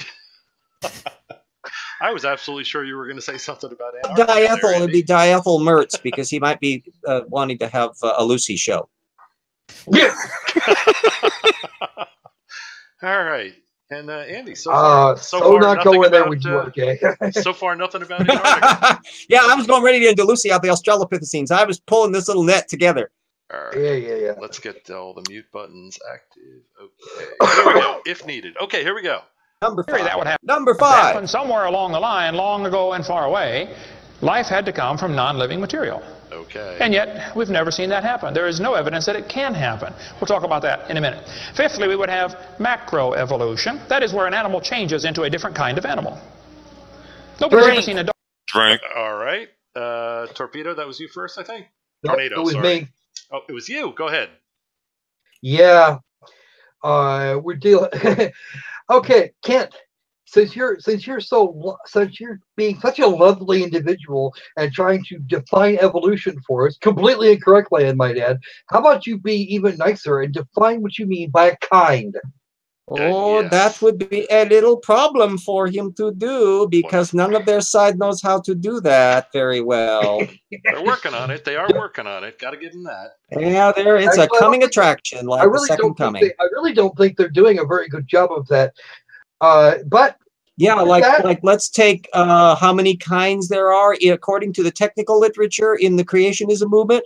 Let me see. There are 1,500 kinds aboard the Ark according to Answers in Genesis, Ken Ham, and there are 8,500 kinds aboard the Ark according to Answers in Genesis, non-Ken Ham, and then everybody has stuff in the middle list to tell you what they actually are, and none of them discuss the reptile-mammal transition. Of course they don't. As for what it's worth at this point, how about we have a click? Because quite frankly, Kent, this was for you, buddy. All right, here you go. We shall have a click. That is, find the damn thing. There we go. You don't know Jack. All right, let's try to keep that to a minimum, shall we? Okay. All right. Now, there were a couple other calls for drinking there. Tornado, you had one as well, did you not? Macroevolution. It's not kind, you stupid moron. It's changing from one variation of animal to another. Indeed. It's not kind, it's variations. I know he's going to say... he's not done with this. He's going to say something even dumber still under number 5. All right, was there another call? He's got 6 kinds of evolution. Yeah. All right. Macroevolution. That's the only one he is allows to accept. Well, so far he doesn't actually have any types of evolution presented properly, so he has 0. Yeah. Well, he says he's got 6. Yes. Here we go. Dog produce a non-dog. Okay. But the evolutionist believes a dog came from a rock. If you go back far enough in time, 4.6 billion years. Oh, fucking... So, dang it, darn it. All the other syllables I could use. All right. Clean up the spittle, Andy, tell us. There is absolutely no one anywhere that works in a field of biology in any way, shape, or form that has ever said that life came from rocks. No one has. It's just not a thing that exists. It's actually so hilarious to listen to these people sometimes when they spew this utter nonsense. It's really actually there is one place where it happened. I mean, there's one science book where everything came from rocks. You mean the Land Before Time? The Bible. I was really hoping to see the giant rock dude riding his rock tricycle around the never-ending Storyland. I see what you did there. You set that up as you're so clever. Do none of you know that dirt comes from rocks? I mean, yeah, it's dust. It's ground up rocks. That's where you make life of, and then you do a ribectomy to make a woman. That's the standard biopsy. You read your UROS. Okay. Yeah. All right. Interesting objections, but that's just it. He didn't say the Bible never states that the animals and the plants were made from dust. He states that humans were made from dust. Right. Yeah. Basically, God just said Zot. I just want to make sure we're all on the same page. We have pages. Page number 1. Who forgot to send me that memo? We have pages. Where are the pages? I just have to kind of wrap this up real quick. It's the whole from dust. Okay, dust, household dust out in the regular world. Dust is comprised almost entirely of organic matter. The majority of the dust in your house is made out of dead flies. Your skin cells, your hair, it's all organic matter. Carpets, your clothes, your animals. Yes, we're made from dust because we're made from organic matter. It just happens to be the most disgusting organic matter on the planet because it's dead fly parts. And I'm good with that. It's dust mite poop. All right, well, some very good he likes a buzzword. Some of them like goo, from goo to you. If you can be alliterative, there are a lot of little buzzwords on here. When you realize where the science is and how abiotic biology in terms of self-replicating ribozymes and lipid formations and how cell membranes and certain amino acid mixes and all that are occurring, it's so far removed from anything that intellectually Kant and the potted plant behind him are about on the same level of analysis. Yeah, you would think that a transcendental God, given the opportunity, would describe it as stardust instead of dust. Except that they didn't have a concept of what stars might be made of. Sure. And to be perfectly honest, we're all stardust on some level. Of course. And then they thought also on all levels. I mean, we have a very clear conceptual image of the time frame that it took for certain types of matter to coalesce, form the first stars, prior to that form the first actual atoms, so that stars could form. And we have a very clear understanding of how long ago that was. So it's not that we might be stardust, it's that we are absolutely, irrefutably created from the remnants of dead stars. Hashtag Stardust. Indeed. Yeah, and exactly. We are most stardust. of the atoms in our body are 13 billion years old. Well, yeah, there wouldn't be uranium for us to wage atomic wars with one another on this planet if there wasn't some sort of other event that allowed the creation of super heavy elements. You must be talking about... It's just not possible. That's planets and stars evolution, then. That's what you're talking about now. Anyway, that was covered. Yeah. That was covered in point 1. Yeah. That's all bad science, you know, because he's definitely not looked at any of the science papers there, and he can decide easily that it's all wrong. Indeed. Accretion equals evolution.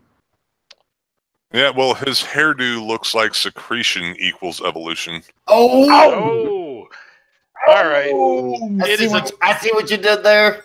Don't play on words. Burn, dude. Sick burn. Sick burn. You've all made very good arguments against the Rocks to Life series of events. Now, the only problem with that is I can only assume that none of you remember the pet rock. Checkmate, atheist scum. Hey, first of all, you're wrong. You're very wrong. You're very wrong. My little pet rock died on me. Oh my! You must have really. Did pet rock actually die, RJ? You must have really not taken care of that thing. My brother drowned mine. Mine was a flat rock that I bought. My parents got for me when we were in the Rockies. It was a piece of river rock with some eyes on it, and my brother grabbed it out of the car. Is that Artemis? Is that how they got to the idea? You were in the Rockies, and so they bought you a rock. No, it was just it happened to be timed. That's when we were in the Rockies in the 76-ish. That rocks were still existed, but they were on the way out. Mm-hmm. So rocks came out, and your parents decided to go on holiday in the Rockies because that may have good inspired place to it. find rocks. A version of the events that I've ever read. There definitely is no shortage of rocks here in the Rockies. I'm Dutch. You find rocks in the Rockies. You find Appalachia. I'm trying to get story some combines the story. The story combines the two things in a way that really mean nothing except for the timing of the trip and the purchase of my rock. And my brother thought because we were skipping rocks and he was 9 and I was 6 or whatever it was that he grabbed mine out of the car with the eyes and the googly eyes and everything, and then skipped the shit out of it across a glacier lake, and that was the end of it. Okay, that sounds like you were in like North Wyoming, South Montana part of the Rockies. I said exactly. Well, okay, it was Rocky Mountain National Park. Oh, God damn it! That is way too close to home. No, that's exactly where we were. Although I've been to Glacier. In fact, that my is mom's Christmas. My mom's marijuana there. You might have just had some afterglow. 70s hippie Boulder marijuana mix.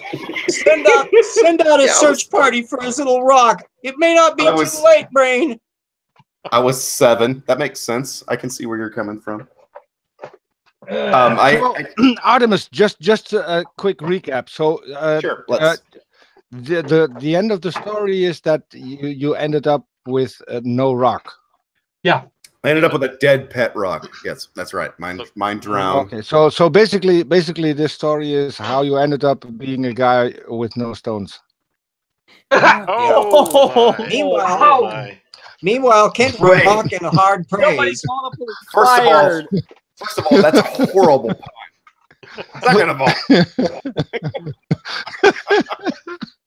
Second of all, I brought back huge bags of stones. Okay. Stone man. The kind that Daphne would have been jealous of to display in front of her bed. Oh my God. Show you my bag. Actually, it was. Hello, I'd like my water on the rocks. It was after that trip that directly after that trip that my parents bought a rock tumbler, so I knew exactly what I was talking about in that video. I was like, "So you bought a rock tumbler?" Because it's like Old Yeller, but with a rock. Right. And are you trying purposefully to compound the jokes? I do have a friend. Yes.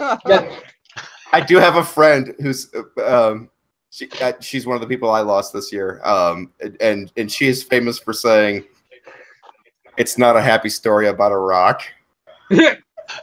she was famous for wherever she went, she would collect rocks. If she was in nature, she would collect rocks, and she always had rocks in her pocket from wherever we were, and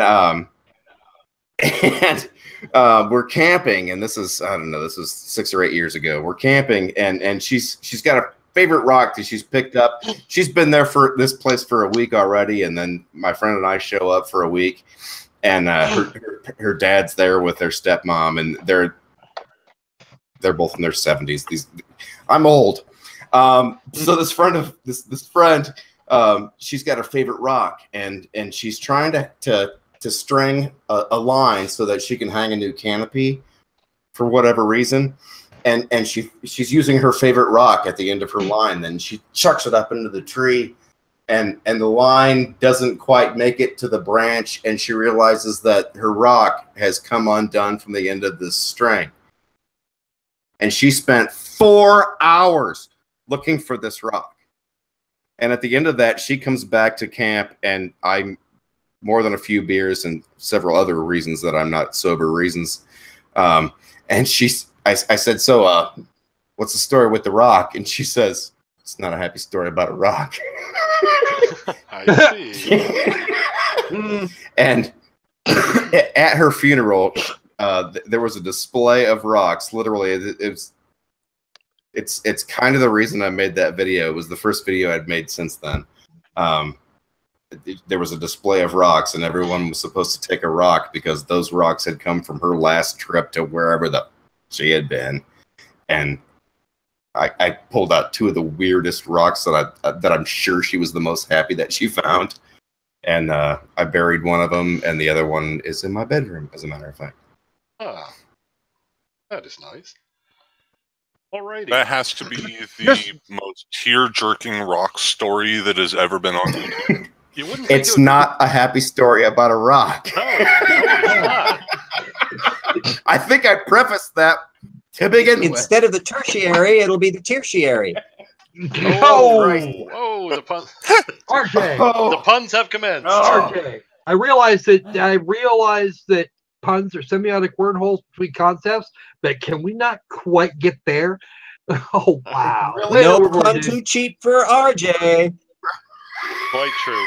Now, I got to tell you guys, for the last half hour, these have been excellent reasons to excellent reputations to keep kids from pocket. Can I make a joke? Those chits are not punny. Now, just tornado poke. It was. You were trying to get something through. Yeah, tornado. Yes, go ahead. I'm trying to say a pun. It was the Cretaceous Triassic period. Ah, pun number 2 has made it into. Now, that KT boundary. Yeah. You're like 4 puns behind on your math. Pun number 2. Are you kidding me? All right. Has anyone noticed what has happened to Hovind? Meanwhile, with all this talking about rocks, he looks like a character from the Flintstones. I was going to say he looks like a character whose name starts with Heinrich. See, I was gonna go really nice and say he has chiseled features. Trans girl says, "Hey, let's all get back." Yeah, granted, those puns are really good.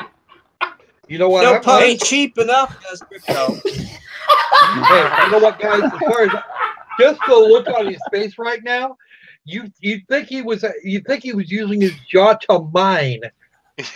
and his teeth to try and grind it up for the gold that was in them. That's the face of a man who's trying not to fart.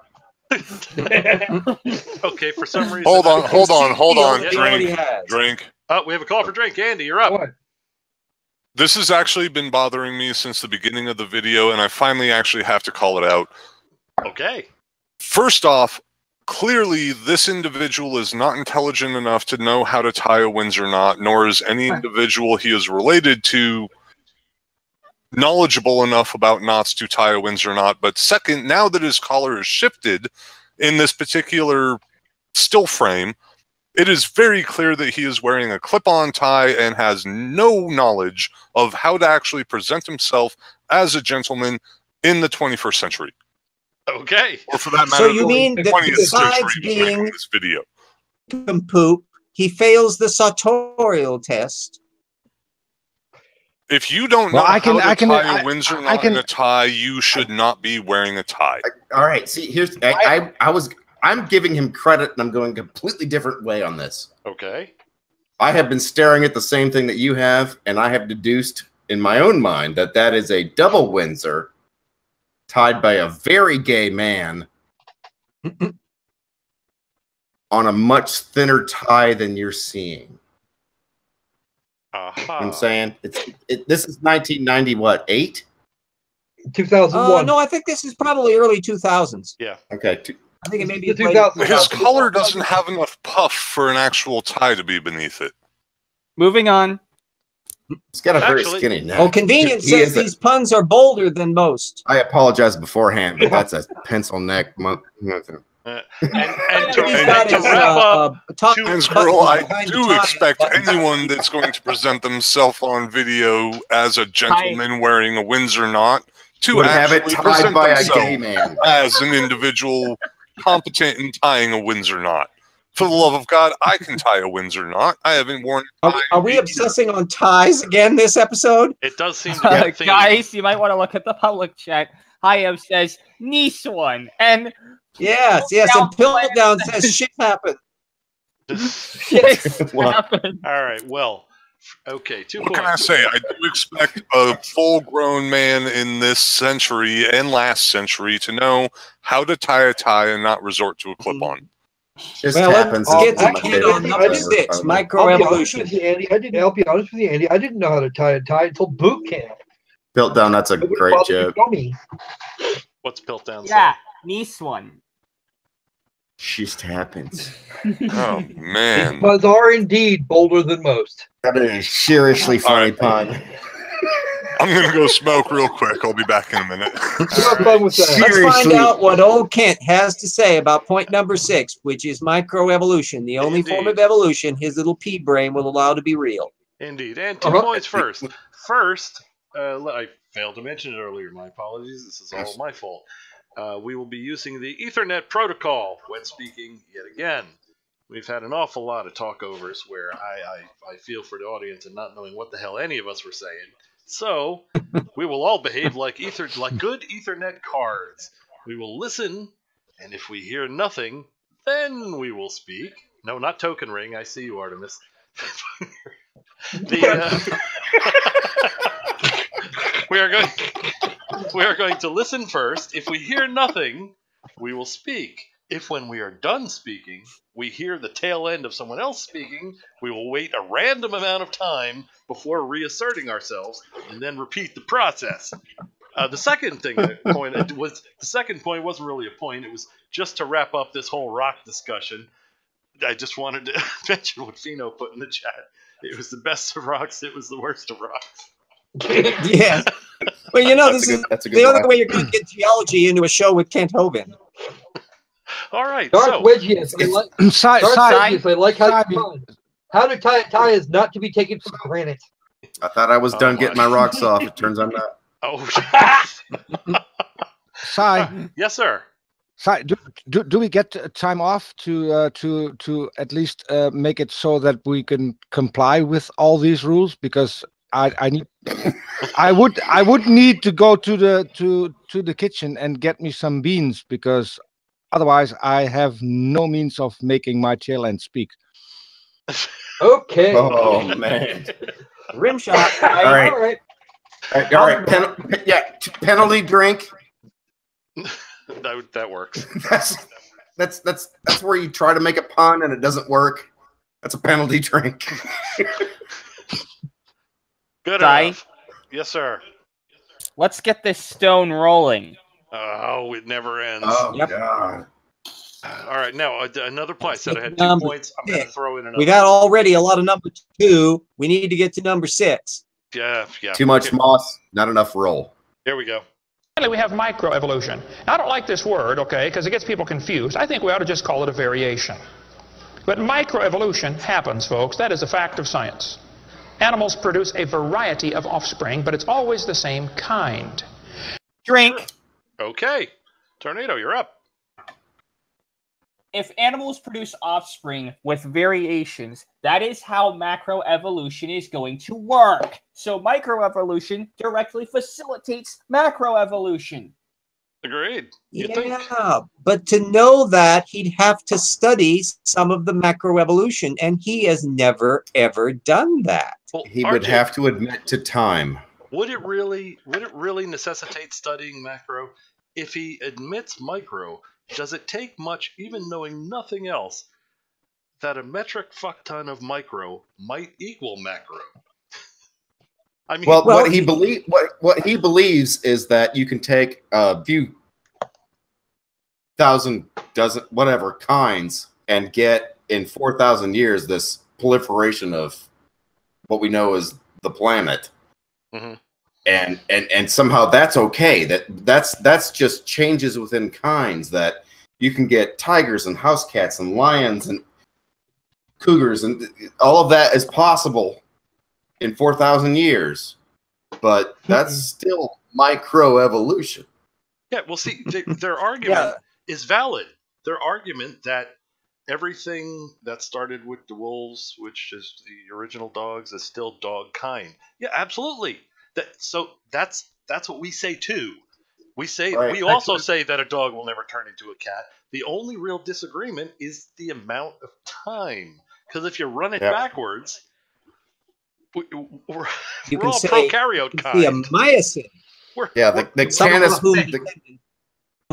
canis branch of the tree is never going to become the feline branch of the tree. It's always going to be canis. Exactly. So we're in agreement there. And if they would just run the clock backwards, we're all prokaryote kind. There's one kind. That's it. Anyway. Yeah. It's one big kind. We're all bacteria with an attitude. Indeed. Yep. I can see color. But still. Hey, screw you. I can see color. My uncle can't, so he's more amoeboid than I am, but I can see color. See, Artemis, actually, believe it or not, the great apes are unique in this respect. We all have color vision. Most mammals don't. Well, it's the range of the colors that we can see. But yeah, you're absolutely, and of course, you're absolutely right. Those pesky little scientists have worked out in great detail all of the point mutations required to produce all of that variety of vision. Oh, shut your mouth. See, here's the thing. As a side note, hold on, RJ, I just have to. I meant to ask this on Wednesday on your show, but suddenly you sparked an interest in my mildly inebriated brain. Already? Yeah. not the way you pronounced Gigantopithecus. Yeah. Gigantopithecus. Okay. Yeah, if we're going to be talking about all kinds of weird evolutionary things, why not bring Gigantopithecus into it? That's my the romantic in me would love it if Gigantopithecus had been a Bigfoot, because he was a dead ringer. He's like a tall, hairy primate that walks upright. They lived in Asia. They probably died out about 500,000 years ago. Unfortunately, they never got over to the New World, as far as we can tell. So although the romantic in me says, yay, I'm rooting for Gigantopithecus even more than the plesiosaur that isn't in Loch Ness, that it's really unlikely. Okay. But they're a fascinating one. If it had lived in the New World, it would have been a dead ringer for your good old Bigfoots. Well, yeah, no, I'm not interested in Bigfoot stuff. Just I'll bring this back up on Wednesday on your show. Sorry, I shouldn't have. And I hope to make that one, RJ. As I was going to make a note of, Okay. There was a claim, I don't remember if it came from Kent or Ken, that said that there was absolutely that God set up the DNA so it could not be modified in certain ways. But here's the problem: you would actually have to have a second strand of DNA to maintain the base quote kind unquote, and then you'd have to have a second strand of DNA that could be changed around that would. But any major changes would be blocked by this first strand. I want to know where that first strand is, Mr. Kent, or Ken, or whichever one you said. I just want to know, are all the ALUs in our genome design? That's the killer question I love to ask, and I've never gotten an answer on it from anybody, including Ann Gager. Hey, Beach Price in the chat has brought up the question that I was dreading. I guess since one of our my God, how far are we into this video? Yes, you don't want to know, Beach. All right, since Jesus, take me. Since one of our viewers has asked the evil question, We're probably about 4 minutes. I am compelled to answer it. First, let's look at the elapsed time from when we started. I believe that to be about 1 hour and 45 minutes, and in that time, we are at 5 minutes and 15 seconds. Okay. Oh, I was off by only one. Sweet. I call for a jump. We are rocking this, guys. There's zero content in Kent Hovind. You could jump forward 20 minutes and it would be no problem. Look, obviously, you could jump 9 years through the prison system and there would be no change within. Federal prison. Oh, good night, Beach. Good night, Beach. Thanks for joining us. Beach Kent Hovind, the one person who can go to jail and not end up jailbait because nobody wants him. All right. He came out of jail and didn't have a single story about how many people he had converted while he was in there. That's wrong. Is that what he was calling it? Converting? Oh, sorry. All right. No. But I have a really bad joke to run with that one, but I don't think I should say it. He actually has prison stories from prison. Why do you think they kept moving him? I've not heard the story. If he has stories about conversions that he performed while he was serving his time, I've not heard them. He ran Bible studies in every prison he was in that 9 years. No, I believe that. What I've not heard is any stories of conversions. That it took with anybody. Yeah, yeah. I haven't heard of any examples either, and the fact is he managed to gain one prison sentence and lose one wife. Indeed. And everybody say goodnight to Beach. Actually, he's lost the second one, too. Ethernet, squirrel! Yeah, anyway. that would be 2 wives at this point. All right, everybody say goodnight to Beach. Well, just think of what would have happened if he would have gotten sentenced to Gitmo instead. Halt! Everybody say goodnight to Beach now. Night, Beach. Night, Beach. Good night, Beach. Thank you. Didn't want to let him slip away without us saying goodnight. All right. Apparently, we love it when you're there. You missed it. You missed it. Was it last week I did the stern voice? Was that last week? Week before, I think. The week before, I did the stern voice. Everybody was convinced. It was the angry stern voice. Everybody was silent. I look forward to it. Then I get, oh no, you can only do it once. Because go like a 20-minute jump on old Kenny. It's not going to help. I mean, we're not going to go through the whole 2 hours anyway. And fortunately, he jumps from topic. We're not. Yeah, let's just let it play and see what happens. Here we go. Well, wait. Can we talk about the fact that I have just realized that watching the framing, the dog in the middle, on the right suddenly now looks like some kind of little foo-foo dog that's looking over the back of the chair. Does anybody else see that? It's a pug. A little bit. Yeah, it looks like a long-haired pug. Wait, we're not disrespecting Buster the Atheist Pug, are we? Never. No, not at all. Oh, no, okay. Pug can hurt you. All right, Pug knows more about the reptile-mammal transition than Kent Hovind does. We're talking about what is otherwise had been to me the back of someone's head with longish blonde hair, but yes, now I suddenly I see in it, like Christ in my toast, that it is a long-haired, kind of got a kind of a Trump swoop thing going over the front brow. Oh, okay. With it. See what I'm seeing there? Looks like a long-haired pug looking over the back of that chair. Art, I think I know exactly.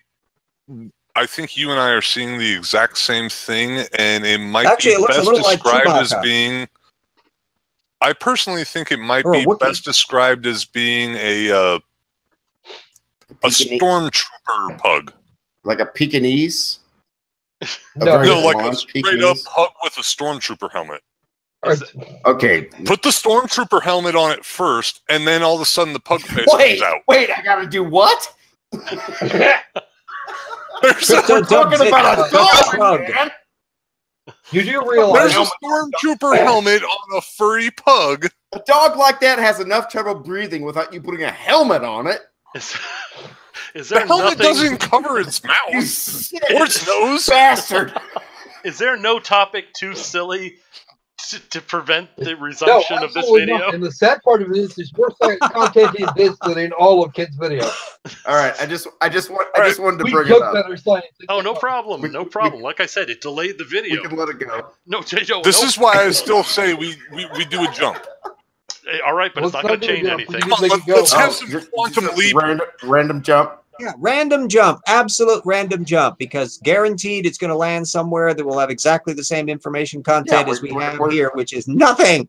Okay. No difference in the level of stupid. Just random jump. Just drag it and let it go. Okay, it'll just save however much time it takes to get there. Will be more time that we will not regret having watched. That is true. All right, I will do a completely and utterly random jump of exactly 5 minutes. Here we go.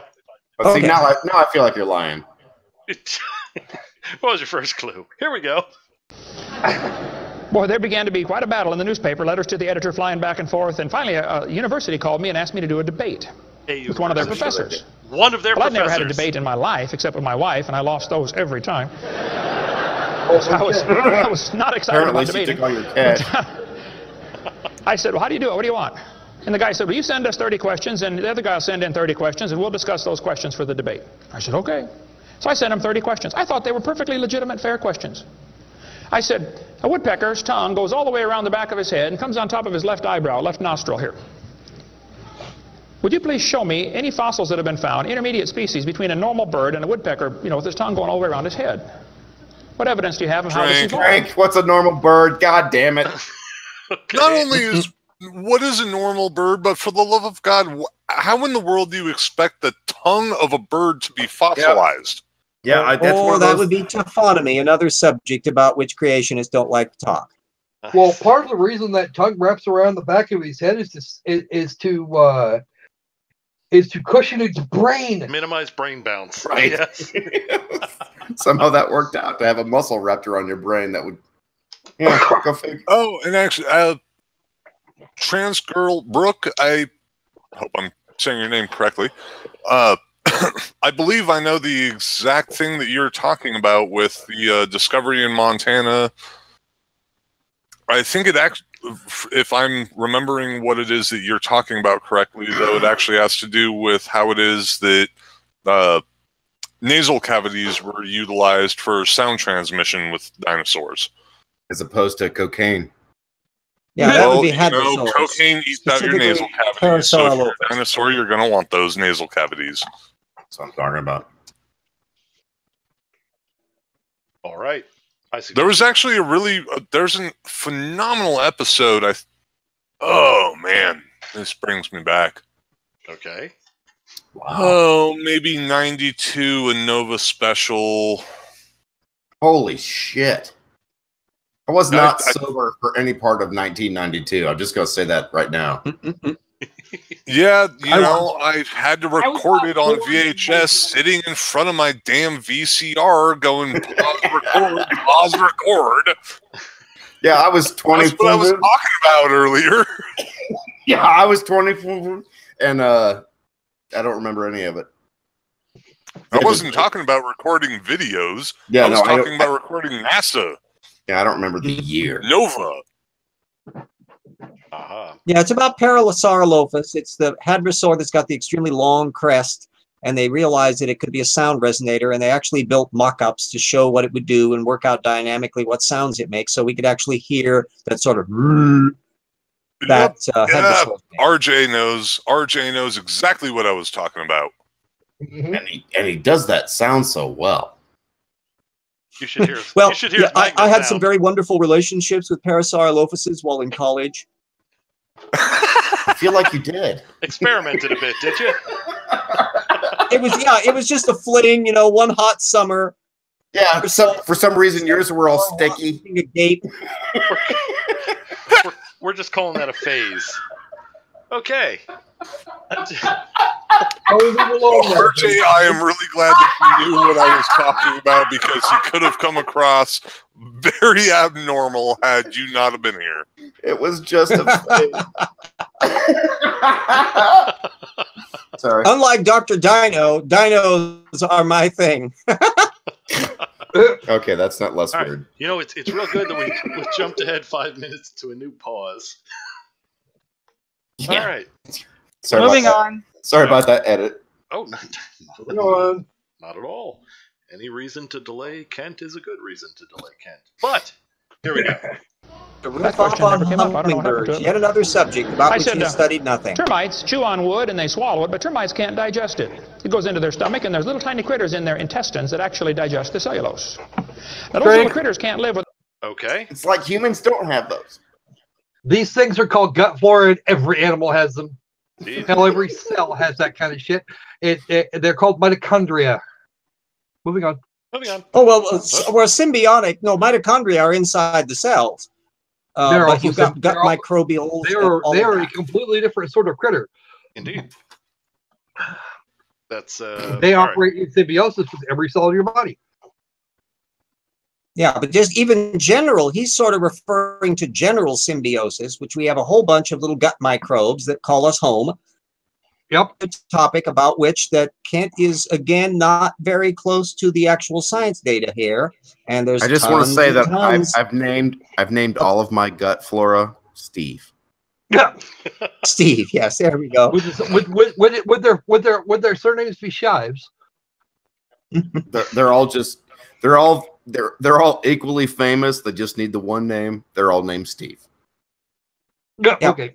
Oh, apparently the Lord God has us. left and Lucifer has joined us.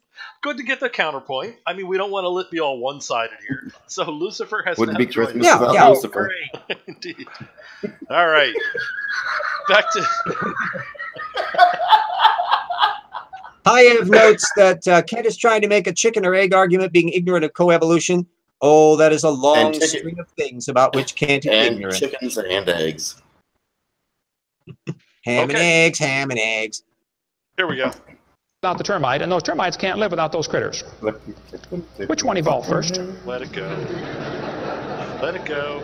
I thought it was a fair question, but it never came up. I don't know what happened. I think they lost my list. But anyway, one of my favorite things to do is asking questions to people who believe in evolution. So I asked this professor if I could ask him some questions about the Big Bang. He said, sure, what would you like to know? I said, well, sir, you told me 20 billion years ago, all the matter in the universe was squished in this little tiny dot. Drink. And it was spinning. Drink. Okay, that's tornado first, I think. Go ahead. It's not 20 billion years. It's 13.8. Get the number right. Well, remember, he's drawing off of a long ago conversation in a galaxy far, far away with a scientist he will not name. Yes, a professor. Plus or minus a third. Tornado. That would be 13.8 billion plus or minus 200. 200 billion. And either way. Oop, he's still wrong. There we go. Faster and faster and exploded.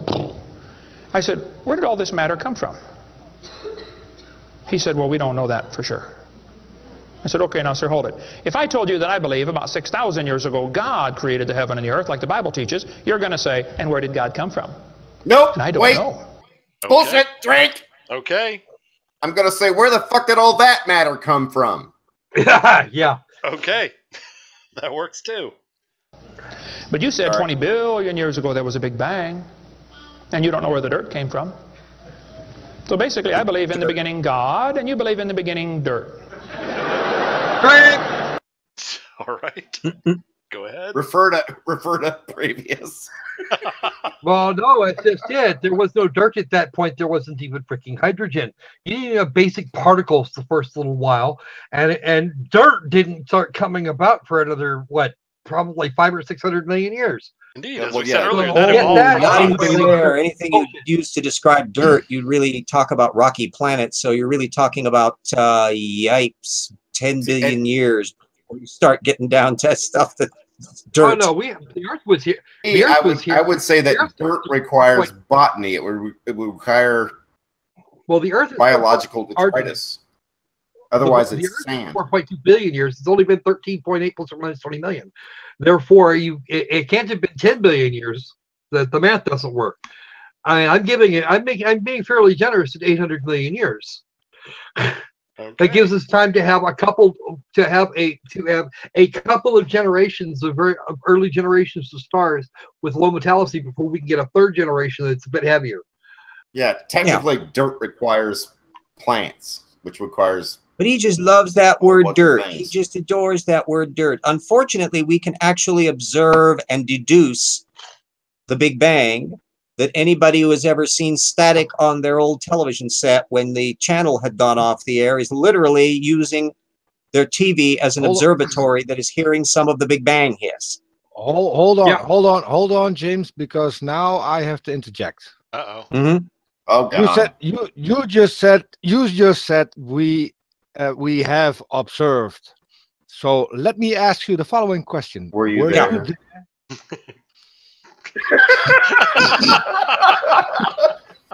I knew it, and F you because I knew it. Hey, listen, I had a television set and I turned it on, so I did observe it, so I get to use that we. I'm not going to DM with Artemis anymore because this is getting weird. That's where I got that. That's the kind of thing here. All right, let us. I'm hitting play. I love you, man. Don't tell me my theory is religious and yours is science. Oh no, sir, they're both religious. The news media tries to make. Yep. Now religion is just denigrated to whatever the fuck. So it would seem. Tornado, you call drink, I think. Yes, I called drink. The difference between religion and science is that religion is based on faith. Science is based on reason. We don't know, just because we don't know where the matter came from, doesn't mean we don't know what happened with it.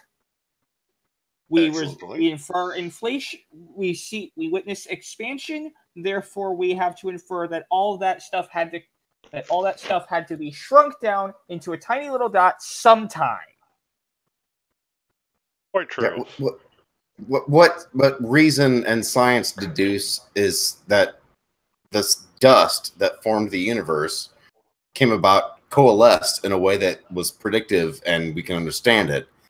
And while the absolutism of its having been produced at some point or not, we don't tend to address because it's kind of meaningless. We're left with what we're left with.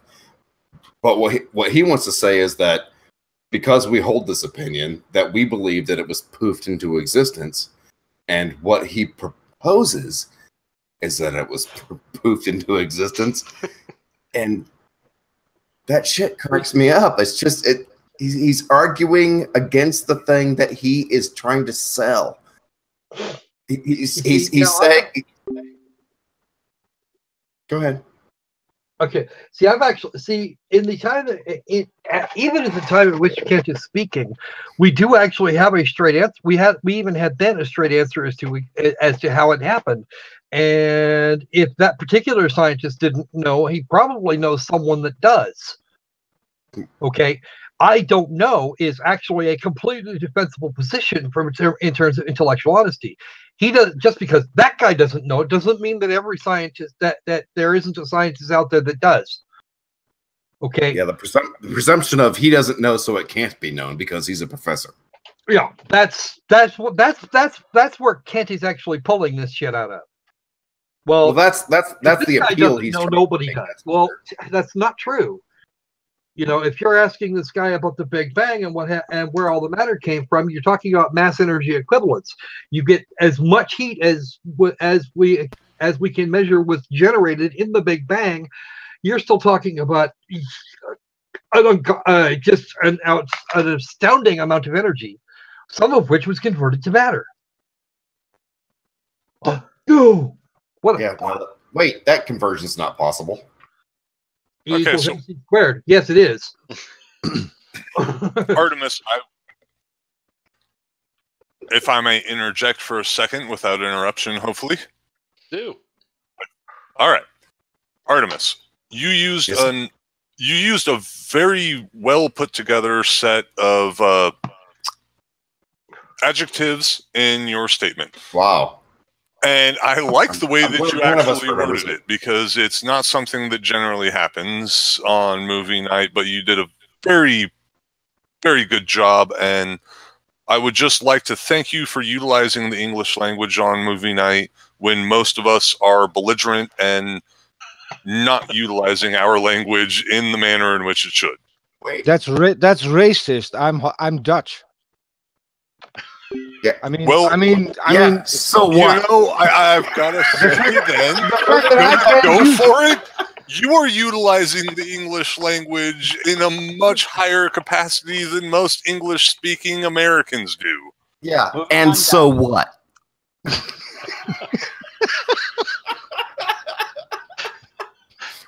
For those of you who don't know, we're actually fairly close, he and I. So this treating each other shittily. You speak for yourself, Artemis. You speak for yourself. Look. Not anymore. All right, I just wanted to say good use of the English language. Bravo. That was very flattering. I wish I could remember what I said.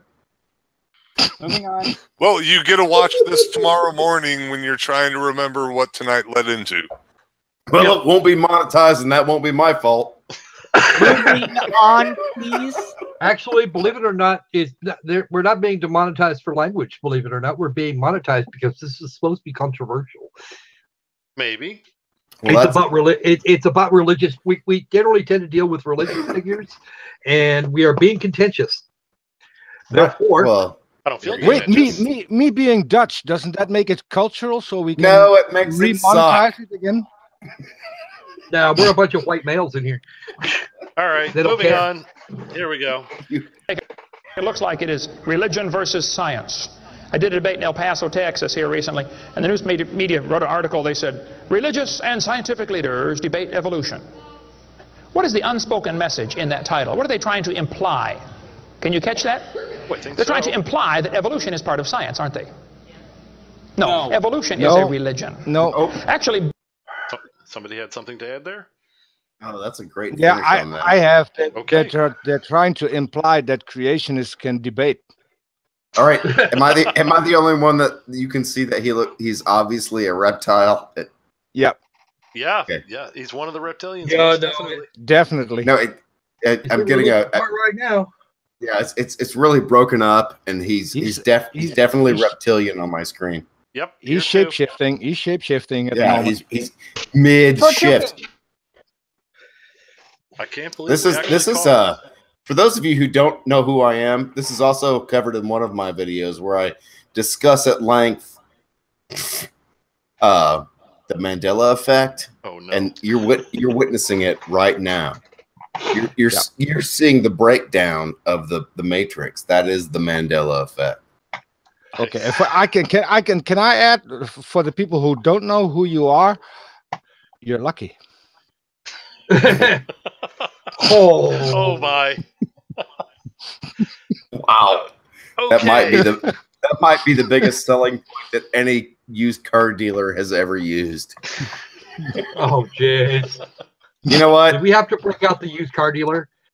I mean, Kent's trying to sell these guys a used car with no tires and only half the engine, and they're just eating it up. What's this? It's true. At least the people I'm talking to can be convinced that the thing that they're buying will roll down a hill if they push it hard enough. It's a roll canardly. He's selling a vehicle with no engine, no wheels, no axles. It's just a shell of a thing that he set on the ground and said, "Here, drive this." Uh-huh. All Someone's right. getting lectured from behind them. I thought, oh, RJ's back. Hi, RJ. Okay, moving on. Nation, which is filmed in Spokane, has been renewed for a 5th season. The Sci-Fi Channel show follows a group of apocalypse survivors crossing the country with possible cure for everybody enjoying RJ's TV?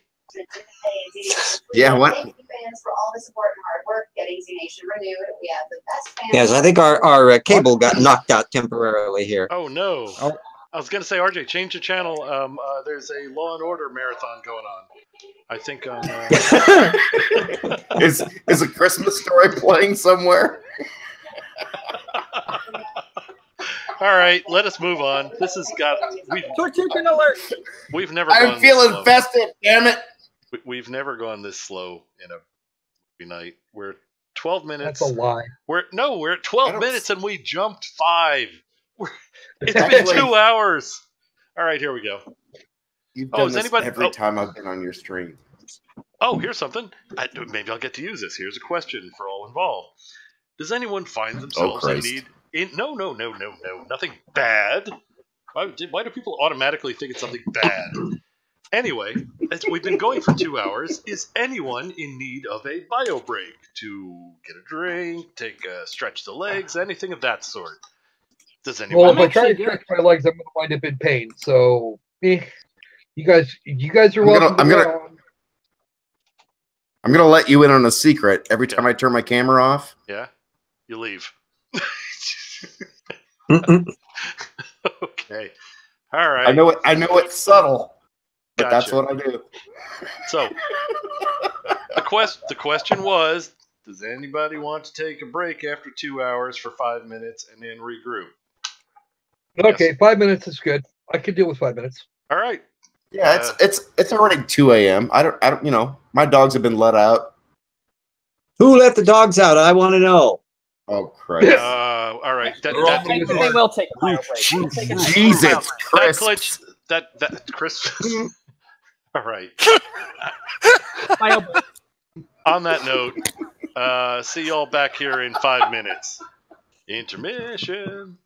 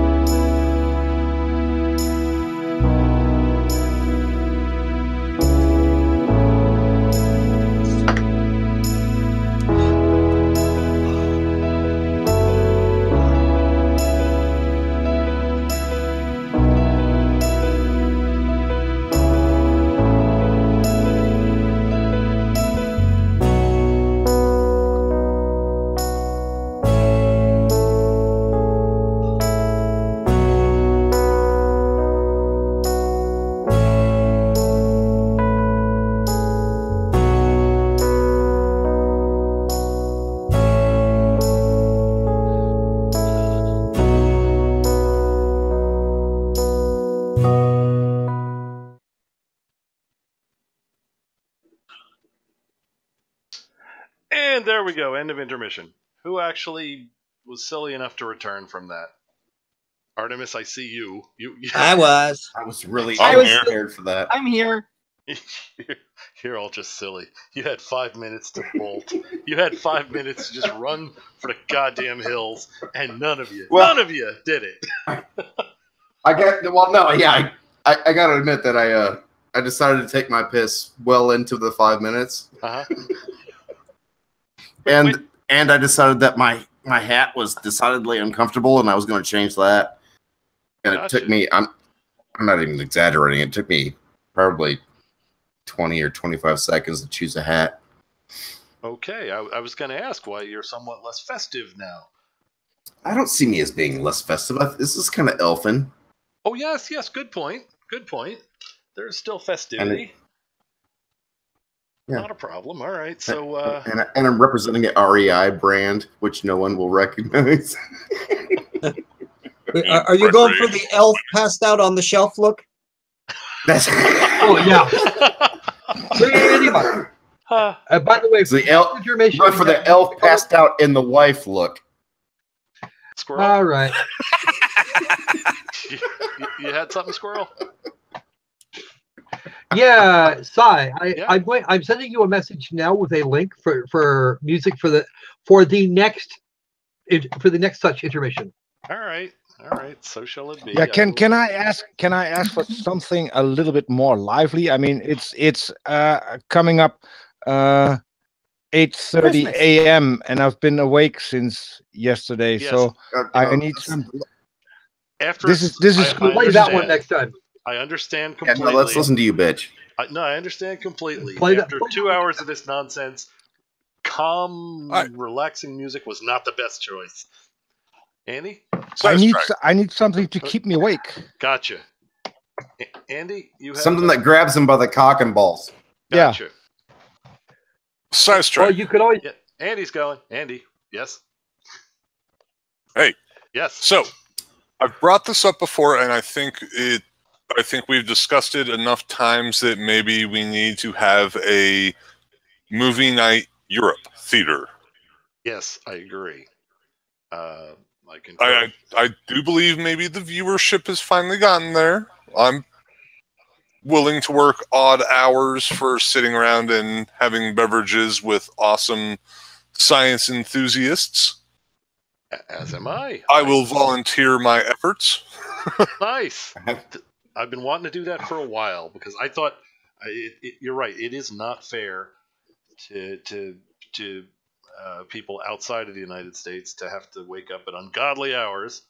Of course, they're all ungodly hours, aren't they? Anyway. Yeah. So what do you mean wake up? I haven't been to sleep yet. Hey, come on. What do I always say? Fault, not mine. We'll sleep when we're dead. Anyway. Right. I keep waking up. Ask the surgeons. Yeah, that's what I took from my. That's actually what it required for my dad to take a day off. What the hell?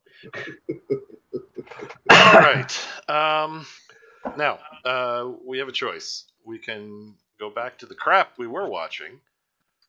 We can go on to new crap from Kent Hovind on Remember the History and Purpose of his Dino Adventure, whatever the hell.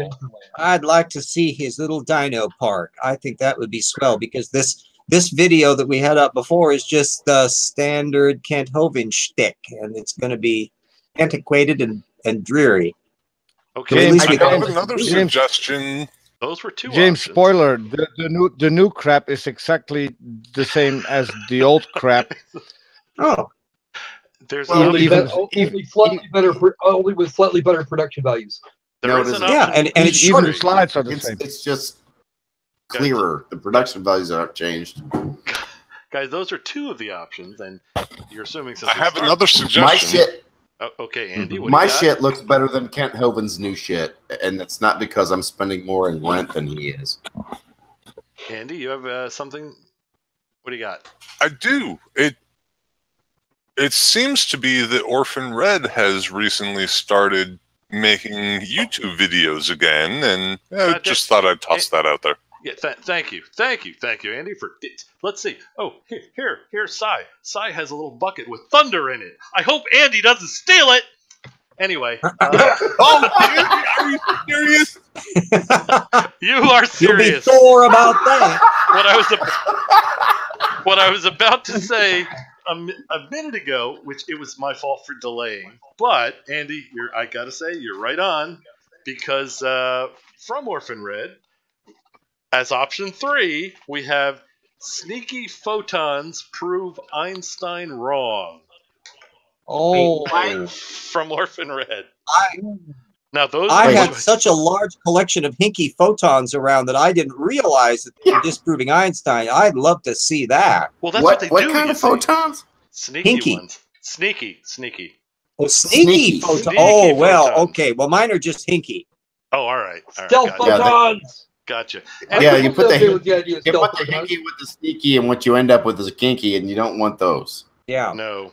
All right. So, is it behind door number 1?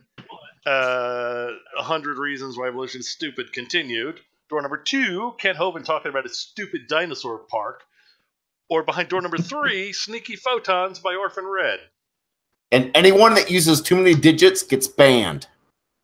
No, I'm just what is the preference? Or we use. I really wish I should have posted during the intermission the number weighing joke. I'm gonna post that to you guys because it really is funny. Okay. Alrighty then.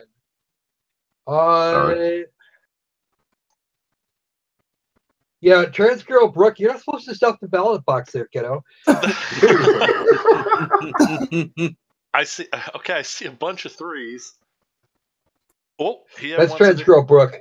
Yeah, he wants. Hi, Ev says the new Hovind, number 2. You know, honestly, I've never seen Orphan Red. Oh, she is a spectacle.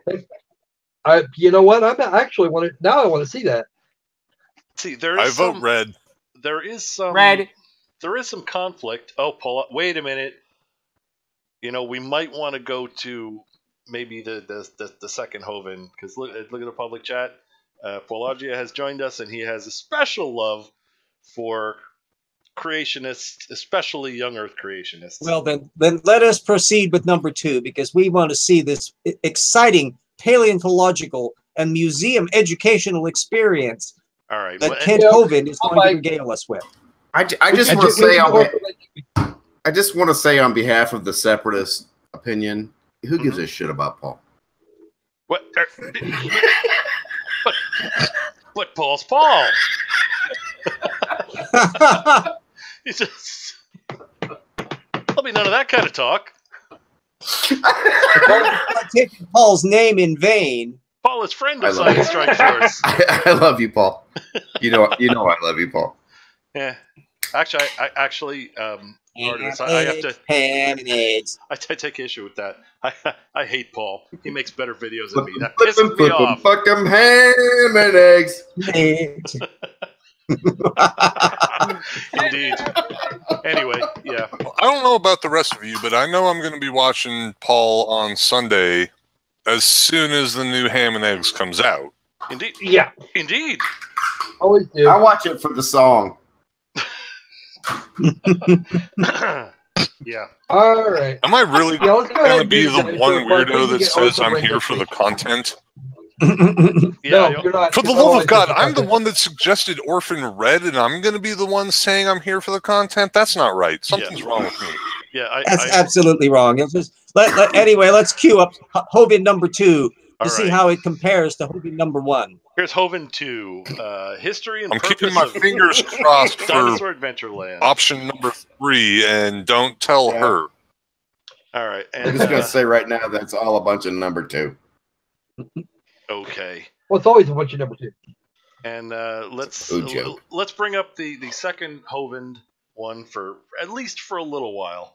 And, yeah, because a few minutes of it will be a few minutes of it. And we have no idea what we're getting into, because I suggested this only because I had seen it in my mentions, and I have never watched it, so we have no idea what we're getting into. Well, maybe we might get an astonishing amount of science. It could be a first for Kent. RJ? Well, he has a video where he recreates the Grand Canyon. Ooh, with a garden hose in his backyard. Yeah, no, he has a little bit more than a garden hose. Kent or Eric? Because Eric spent some cash for that. Yeah, but Kent has a lake, and we all know that it was created by a lake overflowing. So yeah, don't be difficult. I can just see him breaking a dam to prove a point. Go smoke. Don't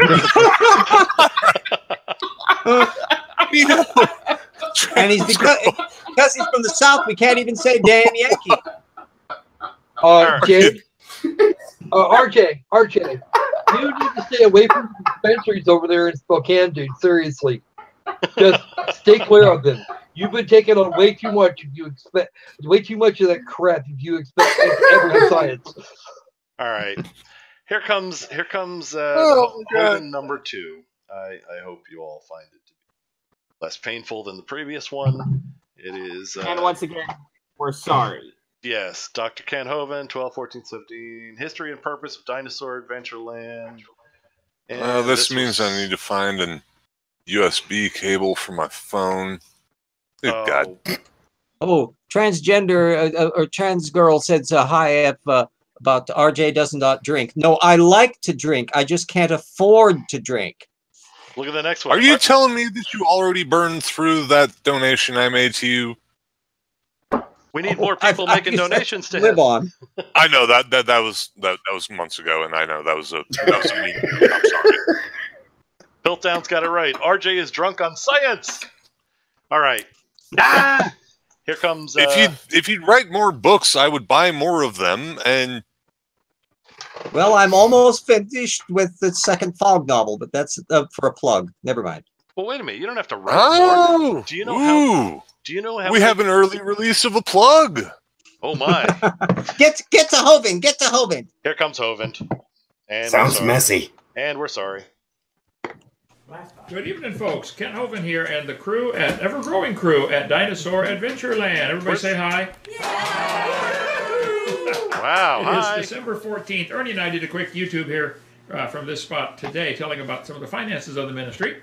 We are making it, just squeaking along, and God's been good. It's been awesome watching this place grow. I want to talk about a shoestring budget. We got it. Tonight, we were going to show a video of the flyby and all that, and Steve did not quite get it done. There's way too much to do, so it's probably going to be tomorrow. So we don't have all the fancy. I'm just going to show you some miscellaneous pictures out of our repertoire of what happened. Alex, you are new here, right? Yes. From Russia. Yes. You want to come share your... Pause. We're just pausing. This is not a drink moment, although you may drink if you like. It does make this less painful. RJ, are you looking at the public chat?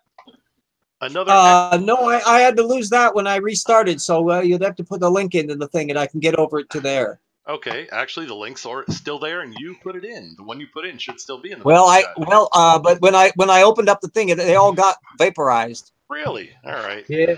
Here, yeah. That's too bad, really. I will. I think I got. I think I've got a second repeat on there, so I'll have to get back over to there. Anyway. Here, I'll put the link. Here we go. Put the link first, so you can bring it up. Here you go. Artemis had the link up there at 11:23, so he plumped it up more recently. Oh, cool. Nope, that's a different one then. Okay, it was a different one. Okay. Boop, boop. Yeah, no, that was a different one. Sorry. All right. There we go. What I was. Yeah, all of that vaporized, and when I looked at the things and opened it back up, there was zip. There. Yeah, the reason I wanted you to have it up was there we go. You got it? Number 1. All right, yep. check out. All right. What the fuck am I watching? We don't know. Check out like Kent in what was once a Hawaiian shirt. All right. Yeah, and the stuff up on the map looks like he's taken Pangea and ran it through a blender. The shirt is what should have been the curtains in a RV.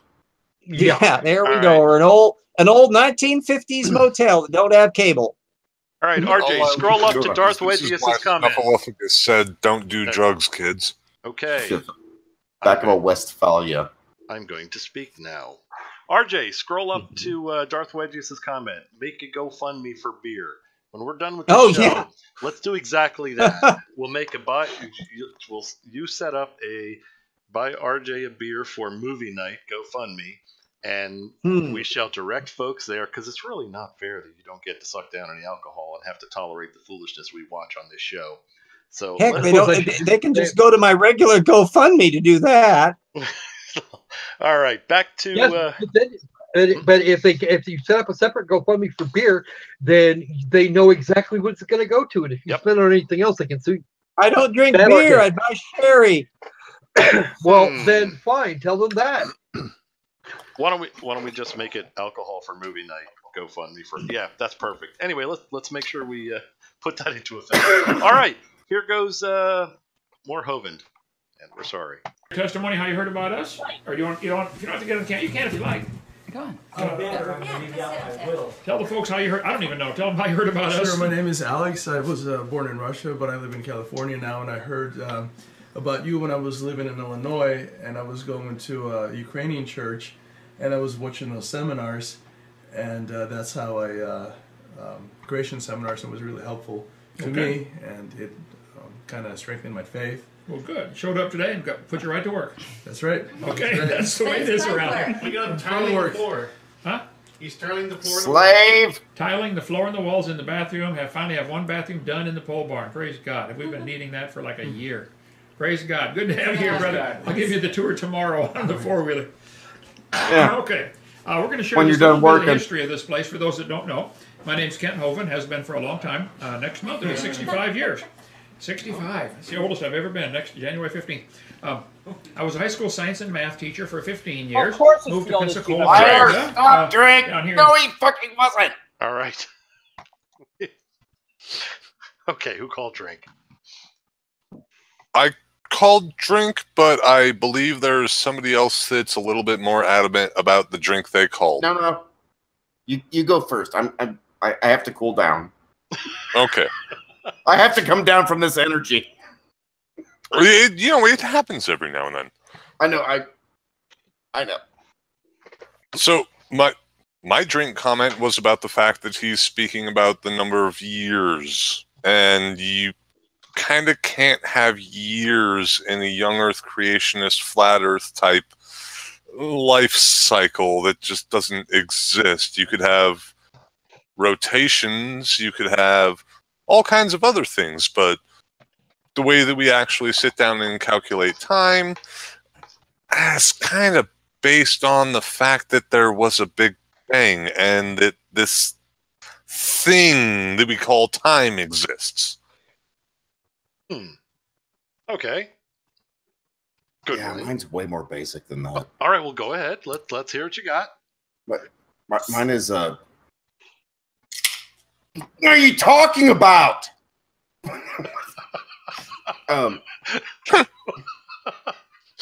Okay. Time is nature's way of making it so everything doesn't happen all at once. I'm not debating. Yeah, no, I'm talking about what the are you talking about? Maybe he'll explain. I literally can't wrap my brain around this in a way that makes it coherent or cohesive or makes any damn sense at all.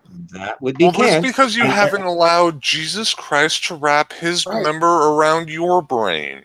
I am sufficiently narcissistic to recognize that my failing is that I have yet to accomplish that. You have to let Jesus enter you. Then it all makes sense. Well, what happens like what happens? His name was Juan. I'm really enjoying the cube Earth down below the TV screen. That is kind of cool. Cube Earth is impressive. All right. Yeah. And anybody else have any plausible reasons to delay hitting play? Nothing? No, go ahead and see this guy just back to the great knowledge. Does the play button also include nuclear launch codes? No, it does not. Oddly enough, anybody can hit it. You really okay, hit the drink on in. Is that a bicycle handle or a shark's jaw up on their drink on in beneath the second law? He's trying to. Tornado. Tornado, go ahead. You pronounced it nuclear. It is nuclear. Yeah. Oh, for the love of God, you all know that I'm not good with words. Yeah, I will jack that one up too. My language is math, not I let it Actually- go because I will jack that up. There are some actual physicists who will say nuclear, and they say just forget it. We're going to say it the way we do because it's taken on a life of its own in terms of the accent. So whether nuclear or nuclear, Kent doesn't know anything about it. It's mostly nuclear. That's true. Okay, moving on. January of '89, and soon thereafter began a ministry teaching on science and the Bible, creation, And then science, went to jail. evangelism. About a year and a half ago, I got out of prison. I went to prison for IRS structuring, one of the dumbest laws ever. And that you can go to those silly little laws. Read all that. I did not break any laws, but they put me in prison for nearly 9 years. You were were in jail. Oh my God! Not 9 years. I didn't break any laws. I was just there because they forced me to. Right. Yep. It's not like I was laundering money or anything. Yeah, I'm sorry. If you exhaust your appeals like he did and you spend 9 years in federal penitentiary, you did that shit. Yeah, I'm sorry. Kent Hovind has never been appealing. Wow. That's Moving just on. hurtful. Moving on. Here we go. Let's see what the not lawbreaker has to say. That's a contempt on my mind that you have. Yeah. All right. Well, he does kind of look like what you would expect Dennis the Menace to turn into after 45 years on the lam.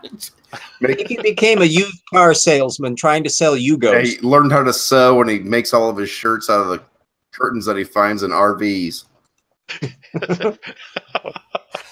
But he was Hugo statement, and I replace it with a Starliner.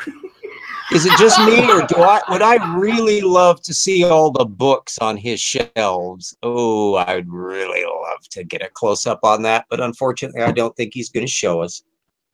He actually doesn't he have? It looks like he has some of them blanked out with a little piece of fabric over a small section, the shelf over his head. Either that, or he's stolen from the library because that looks like the codes they put on library books. It does, although you can buy those. That's Artemis. I don't want to be crude here, but if you look at the shelf just over his head, the books are covered with the exact same hat you're wearing. I mean, why is nobody asking what that object right above his head is? That's really hateful. Object right above his head, or next to his head. No, next you shelf. mean the yellow dildo? Yes, yes. Oh, Nobody. Actually, I think I know what that is. Okay. Yellow dildo. The question is, do we want to know what that is? Yes, we all. Artemis, we all expected that you were the only guy in this panel who would know what a dildo is. I mean, it was the first edition of the giant jumbo obvious. erotic Pez dispenser. Your presumptions are just obnoxious. Long before anyone has offered any explanation for what it might otherwise be, you all think it's just something you shove into an orifice. Well, it was maybe that was a little souvenir from prison. Fine. What I think it is, I swear this is true. What I think it is Winston cigarettes used to give away camping supplies, and that will hold 10 cigarettes and a lighter and float. And lube. Whatever floats Kent's boat. Okay. Just in case you're packing your underwear with 10 cigarettes that look like it might be used as a utensil, and you swim. Glad I'm back in the room, man. That your junk will float to the surface, and you can still smoke those fags. Yeah, that's boy. There's a line in there I'll leave beside.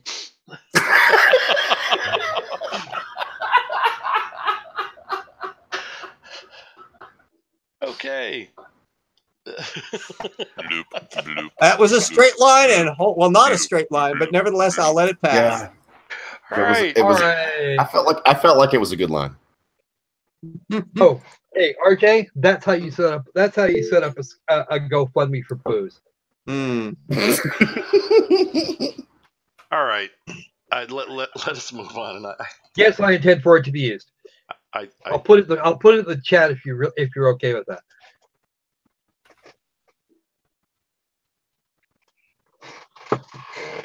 We're waiting for approval. Oh, I don't know. You can say yay. You can say yay or nay. I don't have a button. As long as the money can come to me, I'm happy. I don't have the nuclear button. No, actually, if there's going to be an approval, it has to come from Strike. It's his channel. Oh, I thought you were. I thought this was an RJ thing. All right. No, that's a me thing. I said, methane. How do you do it? Now we're going to talk about gases. We're going to talk about that's methane. For my scotch. No, that's for my scotch. I don't say if you wish to start. If you wish to. I watch a lot. I watch a lot of BBC. It's pronounced methane. Yes. Methane. Same shit. Methane. Out of meeting. Different day. Or aluminum. The English can't stop thinking about themselves, so they call it methane. I see. All right. What say we hit play, shall we? Yeah, let's find out what he's going to tell us about. Okay. Let's find out what. When I got out, a guy who loves our ministry said, "Brother Hovind, I saw your videotapes. You've changed my life. How can I help?" I said, "Well, I'm trying to buy property in Alabama to get a Christian camp, Dinosaur Adventureland." So we found this property, we're not even sure, 140 acres on this side of the road, I think. I'm not sure. Doesn't matter. Anyway, it used to be a gravel pit for years, and now it's really okay. It does, and that's why you went to prison. You know what? Honestly, I must now apologize to everyone. Okay. I got the wrong state. It's Alabama, not Mississippi. Thank you. Okay. Fixed it. And I said Mississippi a little while ago.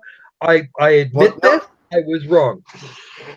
He had been in Mississippi. The land, it appears, is not. No, the land is in the land is in Alabama, which I knew it was one of the two, but I couldn't remember which. It's funny to me that he doesn't know how much land it is. It doesn't matter. Yes, it does. If you're paying taxes on it, the tax man cometh. Oh, what I find gonna worry about taxes. Right. What I find even stranger is that he just mentioned how big it is on one side of the road, which leaves me hanging with how big is it when he moves it to the other side of the road. I don't Better question is why did he move to the other side of the road? Yeah, exactly. Why did the chicken ship move to the other side of the road? to avoid the tax man in Mississippi. Yeah, those guys are assholes. Is that a county line road? Yeah, probably. All right, here we go. More of this nonsense. Really a cool place for a camp, and I'll show you pictures in a minute. But anyway, bottom line is the guy bought it and gave it to us. So I was preaching up in Charlotte, North Carolina at the Michael Rood Conference. Rewind that. Okay, we'll rewind a little bit. Go to the. Here we go. It's really a cool place for a camp, and I'll show you pictures in a minute. But anyway, bottom line is the guy bought it and gave it to us. So I was preaching up in Charlotte, North Carolina at the Michael Rood Conference. Okay, was that the part you wanted? This is confirmation of the other thing I said. Some idiot bought it and gave it to him. Okay. He's got two tattoos on his forehead. Anyway, moving on. Yes. And I mentioned someone just gave us property in Lenox, Alabama, straight north of Pensacola, 70 miles. Population 35. You get off Interstate 65 at exit 77 and go this way, or at exit 83 and go this way to Lenox. And this lady said, "Well, I'm from Lenox." She came to me afterwards after I got done speaking. I said, "Nobody's from Lenox. What do you mean you're from Lenox?" She said, "Yeah, I'm from Lenox." She said, "My husband and I started building a house and got in a fight and got divorced 10 years ago. And it's half done, and it's full of raccoons, and it stinks, and it reminds me of him. You can have the house if you get it off the property." I said, "Well, Okay, so I went got some bids on moving it, $6,000 to move it 2 miles off the property, but that's the house up there we just had supper in tonight. Got the house for free. Praise God for that. Anyway, we are in Lenox, Alabama. Our goal here is multiple things. We want to build a campground, a science center, a theme park, a museum, all rolled up into one that teaches kids about the Bible and God's Word. Many Christians or creationists are building museums, which is okay, but in kid language that equals boring. We want something like we did yesterday. And okay. Does anyone have any footage at all of his original Dino Land thing? No. Oh, it was kind of like Barney Rubble theme park light, if I remember. It is white trashy as F word. Well, it's gone now. It was also developed. It was literally painted plywood. A lot of the exhibits, the things that people were supposed to be attracted to, and points of interest were painted plywood cutouts of things painted like dinosaurs. How did we miss this? This was not. Yeah, this was not kind of a lavish display that has come up missing. This is something that got burned on a brush fire. So an arc, it was. Yeah, Ken Ham at least has first-rate pseudoscience crap, but it's well built. If I may, if I may go on with what I was going to say here, I remember visiting a great many museums in my youth. Admittedly, that was the 1970s and 80s. But I remember a great number of museums, and I absolutely loved them. I didn't find them boring in any way, shape, or form. My wife had similar stories. So, museums for kids equals boring? No. No way, no how, no ma'am. We do figure out how, we do actually get that shit worked out. Yeah, I live pretty close to Chicago. I've been to some fairly stellar museums and aquariums in my life. Oh, I actually was on leave once and and happened to be in DC. I had 3 days and I crawled every museum they had. Yeah, I skipped the art museums because I wanted to see the practical, physical stuff. And there are time constraints. If you're going to do it proper, it takes 10 days. I had 6. I had 3, and but that was all the time it took to make the universe, young man. True enough. All right, Fino. I do feel pathetic now that you mention it. Yeah, no, I crawled everything in the Capitol Mall in 3 days. It was great. All right, shall we continue? Yes, let us see him disparage museums. Yeah, he hasn't said anything yet, but let's see. Yeah, well, we'll see. Where you blow something up and burn something down, and the kids go, "Wow, I want to go back there," And almost everybody that comes here loves this place. So here's straight north of town, about a mile. Lenox is nothing but 4-way stop sign. Is Pearl Lane, a little dirt road that dead ends over here, just only about a half-mile long, the whole road, Pearl Lane. And the gravel pit is a big L-shaped piece of property. This map behind me is that picture there. It's a big L-shaped piece of property. We don't own this quarter here. The farmer over there has cows. You can hear him mooing at night. All we've developed is this little 4 acres down here. The dinosaur gate's right here where you come in. Alex, you didn't get to see that yet, did you? The dinosaur? I did. You did, okay. And then over here is what is now my house, and the pole barn we're sitting in right now, the 60 by 80 building. It's all right in this little corner. Nothing else developed except for the wedding gazebo up here, and the pavilion was down here already. Did he say wedding gazebo? He did. Yeah. People who really want to be married. No. The wedding gazebo was made for his own wedding that has failed. That fallen apart, if I'm not mistaken. Yeah. This is newer than that. No. The gazebo was made for his own wedding, which wasn't actually a wedding because he didn't have a wedding license. So that's why his wife just could leave and everything was fine because they weren't married after all. Yeah, that's isn't that kind of violating something in where did I hear about that marriage sacrament? The Bible. He made this yesterday. Yeah. Yeah. He made this video yesterday. But he didn't make the gazebo yesterday. Come on. No, but he got the no, this is newer than that story. The story you're telling is true, and she has filed essentially for divorce. That happened like 2 months ago. This is brand new development. Has he lost track of a second wife? Yes. Yes. Good gravy. That's awfully careless of you, Kent. The woman that he married that looked just like him with longer hair has left him. Wow. My. What a absolute exemplar. You're beginning to look as great and wonderful in the marriage department as a certain president. Yeah, I feel more pure having never been married. All right.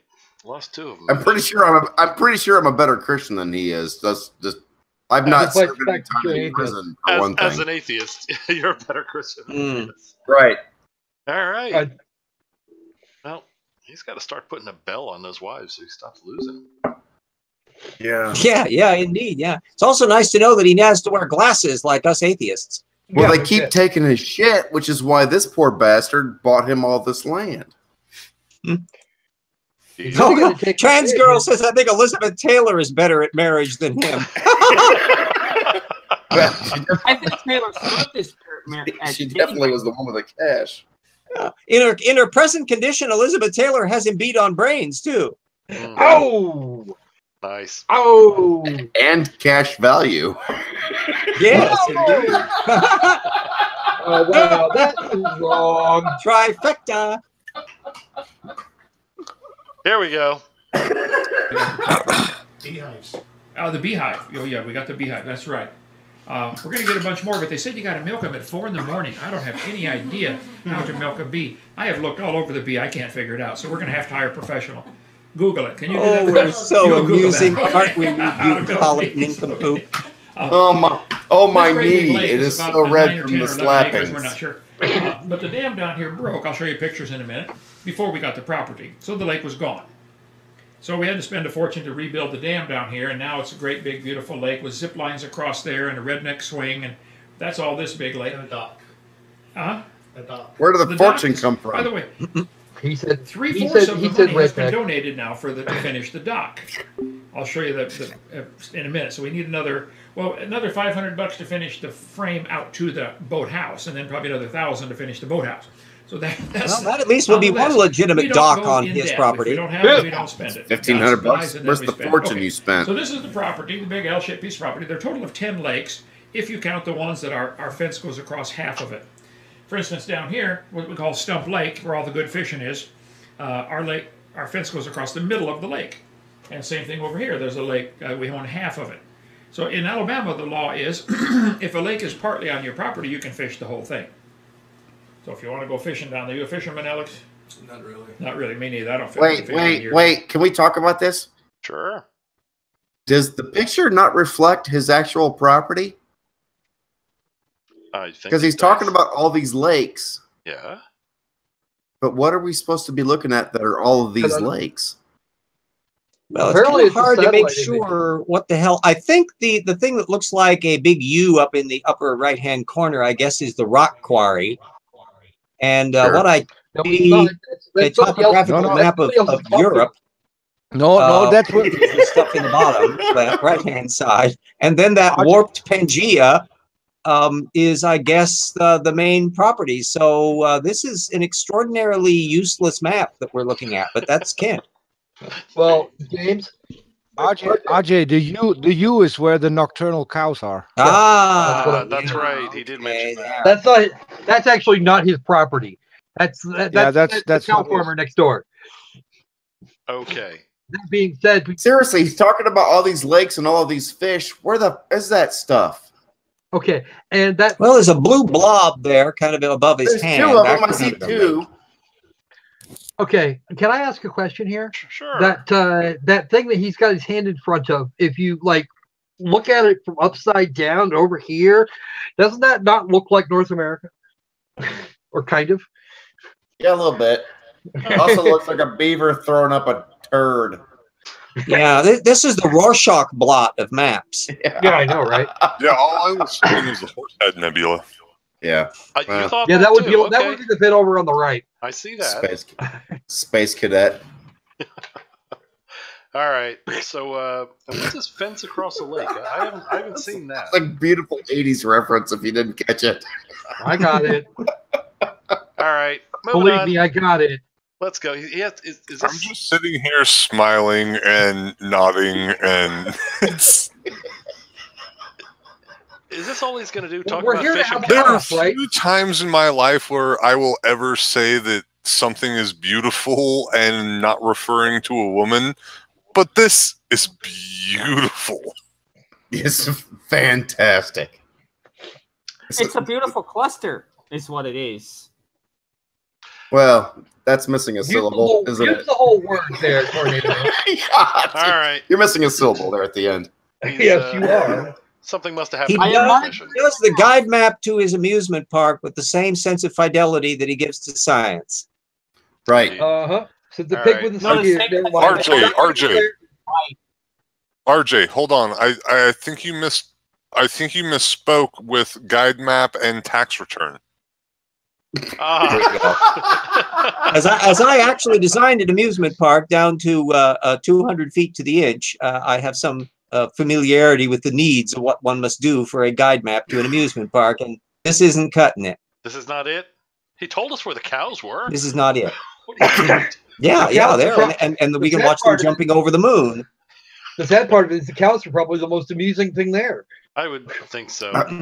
I was going to ask, what is all the white shit?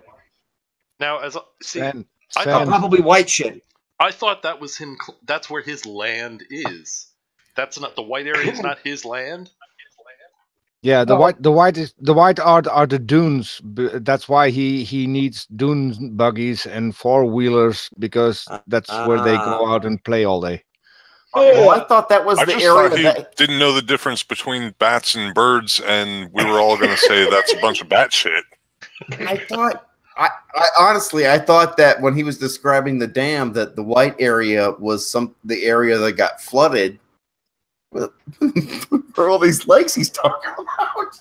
And since he's in Alabama, could he get like Roy Moore to come in and be an equestrian guy, because he's got it time free now? Oh, yes, I think Roy Moore. I think Roy Moore already went there, because they lost the kid a while ago, and found the kid back. I think 1 or 2 days later. So look at the. I think Roy Moore already was there. It could be. Oh, gee! Look. I know that he's given up on Moore. Look at the difference in color between the two obviously lakes. Well, three. There's a small emerald blue one to the right of his index finger.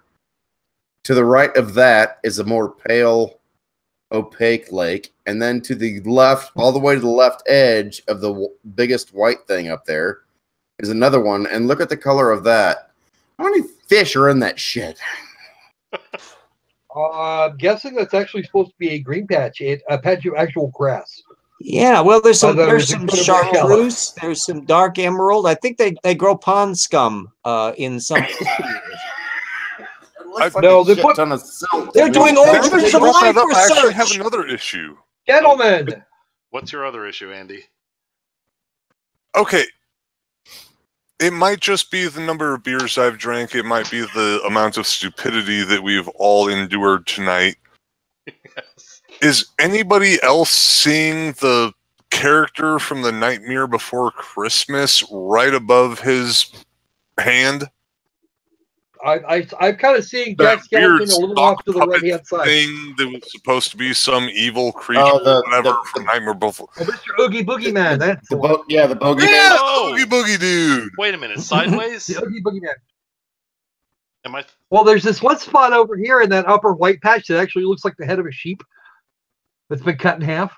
Yeah, what I'm seeing is, like I said, is the lower front part is a foot.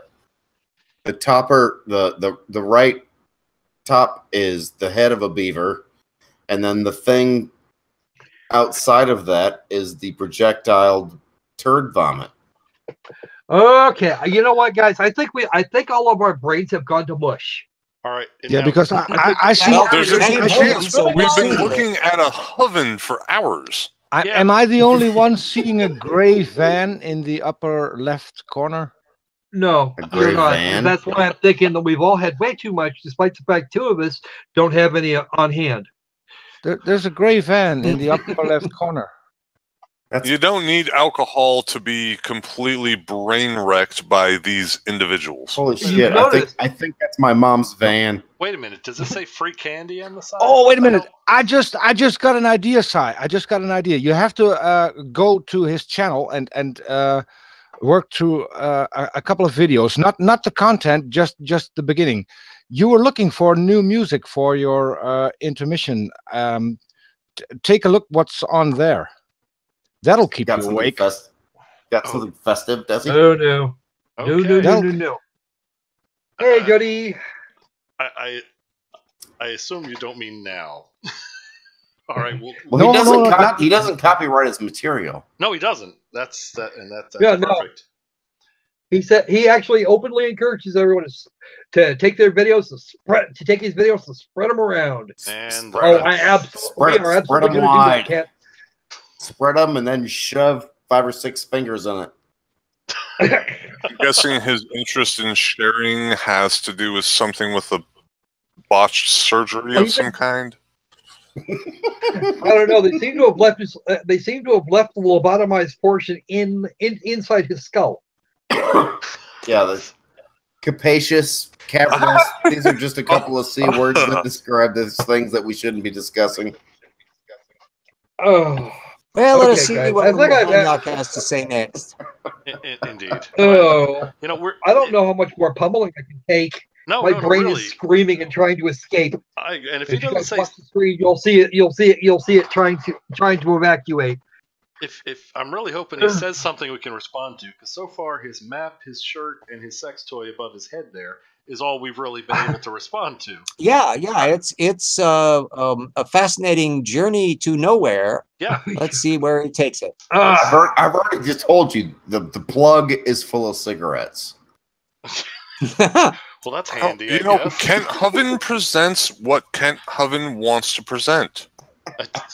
He is a free individual that is allowed to present himself in any fashion that he or she wishes. Sorry, he wishes to be. It is fantastic that he has chosen to have that above his head, regardless of what it actually is. Yeah. Did nobody think of that when they were making his video? Where the hell were the others? I do have to say real quick, I didn't actually mean that portion of the joke to be a joke. That I've just kind of become used to saying he or she, and I did not mean that to insult anyone. My apologies if I did. It's you really jacked that up. Got you. All right. You know, it's a weird day and age. I don't know when I'm saying the wrong thing and insulting someone that's actually awesome as opposed to making fun of a religious fundamentalist. I'm getting lost this day. You are an insensitive prick. Thank you. That's Mr. Insensitive Prick. Let's be polite. I'm just trying to help. Pheno's got a good point. Pheno says to me, didn't you deem the O game not worthy of playing anymore? Why are we always looking at paused Kent then? That's a good point. I swear to God, I brought up something a little bit more attractive. I think he's doing the umlaut game here. Well, there isn't a lot of editing in his new shit, and it's going to be a lot of pausing on him regardless. All right. This video. Let us advance. Let us hit unpause. Let us see the wisdom of Kent. Although Brooke is requesting. Bring on the orphans. Brooke is requesting red, but I don't know if we want to abandon this just yet. He might actually say something. How many more minutes got to go of this shtick? Am I the dick in the beret? Relax. We've been making fabulous time. Out of this 40-minute and 5-second video, we have got only 33 minutes left. Oh, let's jump ahead 15 minutes and see where he's at. Okay. I'll I'll bet he's right there. Let's jump ahead all the way to Orphan Red. Orphan Red. I don't think my brain could take the pounding anymore. All right, so Well, it's a good thing that Orphan Red is so retarded that your brain doesn't need to take a pounding because she already.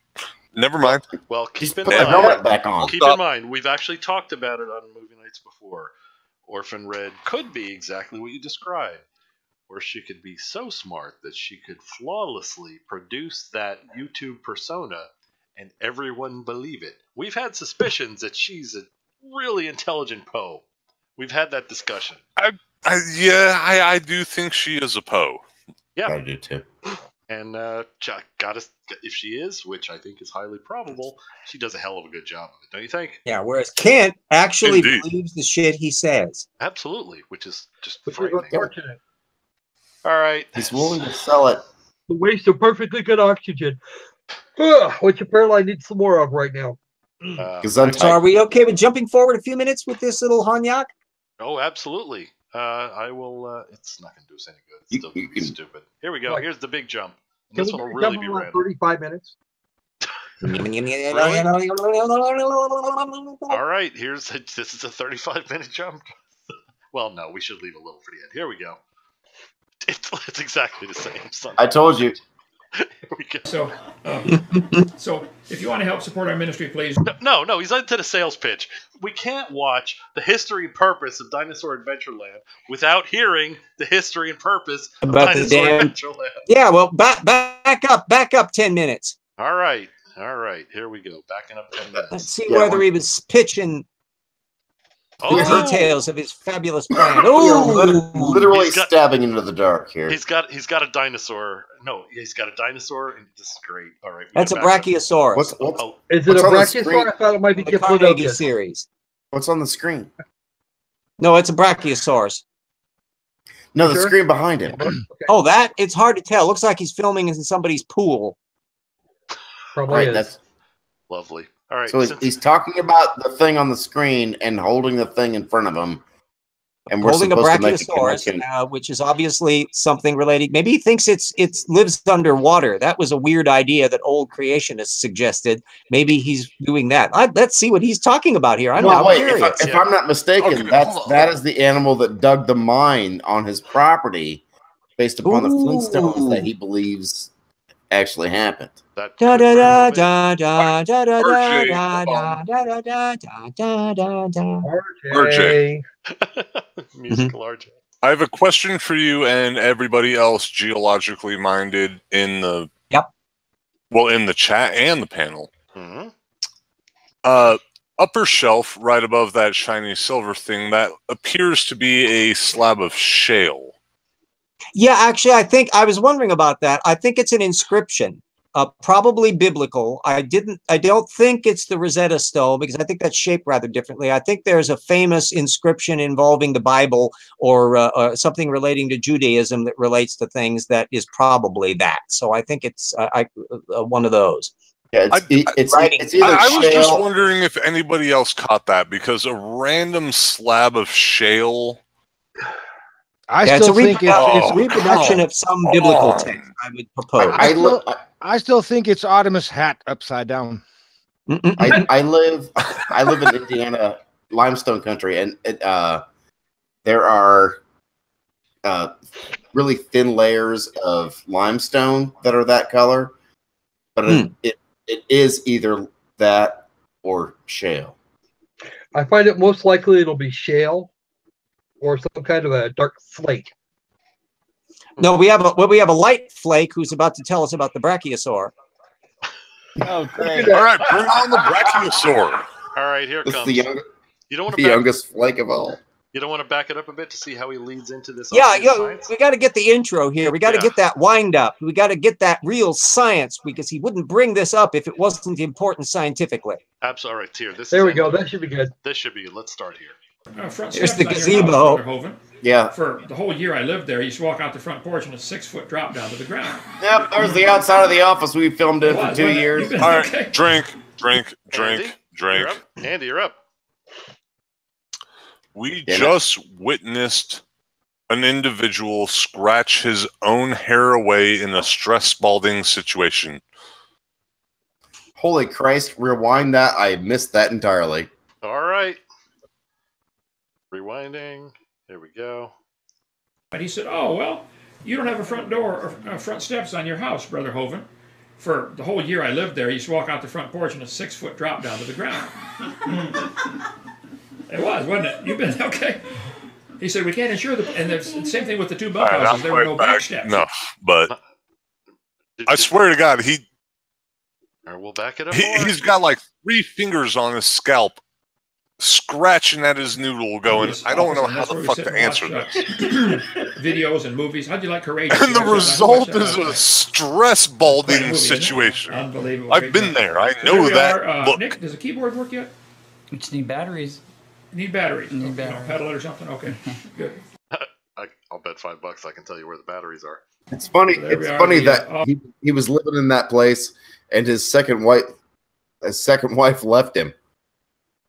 That's weird. Shocking. Abandoned him for a better trailer park. All right. Well, she probably left him because he wouldn't get the front stairs fixed. Okay. Yeah. Or he was having non-consensual activity with a brachiosaur that's underage. Hey. Yeah. That's. Right. I think I've got it. I think I've got it. I think I've got it. We hold on. From the viewers, in the beginning, no more rewinds. No more rewinds. Okay, saw that. All right. Absolutely. No more. Gonna go for it. Go. Yeah, I missed the thing. I got it. In the beginning of the video, he had the Russian guy who finally finished the bathroom. So now I know why his wife left, because she's an anti-vaxxer. And if you don't have a bathroom and you're an anti-vaxxer, you're going to be sick. So that's not a place you want to be hanging around too long. Now that makes sense. Is that too far off? Soon to be a reality series on Fox. That's right. All right. We haven't gotten to that hair thing yet. Let's see. Brachiosaur. So, I want to know the we're trying to get brachiosaur. insurance on the property. Oh, there we go. The guy came out and gave us an estimate. He said, oh, well, you don't have a front door or front steps on your house, Brother Hovind. For the whole year I lived there, you used to walk out the front porch and a 6-foot drop down to the ground. It was, wasn't it? You've been, okay. He said, we can't insure the... And Jemshin says Kent was giving Littlefoot the bad touch. Same thing with the 2 bunkhouses. There were no back steps. You step out the door and bang, fall down 4 feet. He said, we can't insure without steps. So I talked to Ernie. He said, Ernie, I can build steps for about $50, or I can build a whole porch for about $800. And then we can use it for staff meetings and stuff. He said, build the whole porch, brother. We got the money right now. It varies from day to day. So we built the whole porch and screened it in, and it's pretty cool. It's very cool. The porch, and put a ramp up so it's wheelchair accessible, and fans in there and lights on them. Who wired the lights? Was that? You did, okay, yeah. I've got light kits on there now. And of course, you can't have normal steps. You got a mathematician, got to have octagon steps. But it's pretty cool. You can come up down and visit and see the new porch on the house. Wait. All right. How many fucking angles are on those steps? I counted like 6. There were only 4 sides. 4? No, there's more than that. 4 or 5. 1, 2, 3, 4. There's 6. 5. So, no, well, count the backside against the door at 6. Yeah, backside makes it 6. And we were specifically instructed not to. You're just fixated. You're just fixated on backsides. That's it. Maybe, and really. And we were specifically prohibited from jumping back by the audience, and we have in fact jumped back. That's awful. All right, here we go. We're sorry. We apologize. Well, pedantic twats. Still, we did have to see the 6-sided octagon, because you have to admit that's an anomaly. I want to see the brachiosaur. That is the first 6-sided octagon I've ever seen. All right, here we go. Visit and see the new porch on the house. Pretty cool. We have the water slide. Now, some of you haven't ever done that yet, but we have a water slide on the far end by the gazebo down by the lake. You see it's still up there. Is that supposed to be behind him? It's an ice slide now. It's an ice slide. Well, here's the plan. John Bishop is a good friend of mine. He built Triple S Christian Ranch in Heber Springs, Arkansas, where Ernie was just a couple of days ago. His son got a job up there in Heber Springs. He went up to see his 4-year-old grandson. Ernie did. Got back a few days ago. Well, John Bishop, this Christian camp, 50 acres, and he's been building, he's not there anymore, but he had this beautiful hill down into this lake. And somebody gave him an old fiberglass water park, you know, to take down the giant fiberglass slides. Took it down, gave it all to him. He's scratching his head, what am I going to do with this? And so his boys, they're unbelievable characters. They said, well, Dad, let's put this thing up on the hill, and we'll build a slide all the way down to the lake from the top of the hill. And so they did. Then they said, how are we going to pump water up there? Because that's a long ways to pump the water. So they got a Toyota that had been smashed and totaled from behind, completely totaled the car. They sawed it in half, parked it down by the lake, and got a pump from a fire truck. Okay, big pumps a 6-inch stream of water, you know. And they got a Jesus. Fire pump, a water pump from a fire. Andy, you called drink? I did.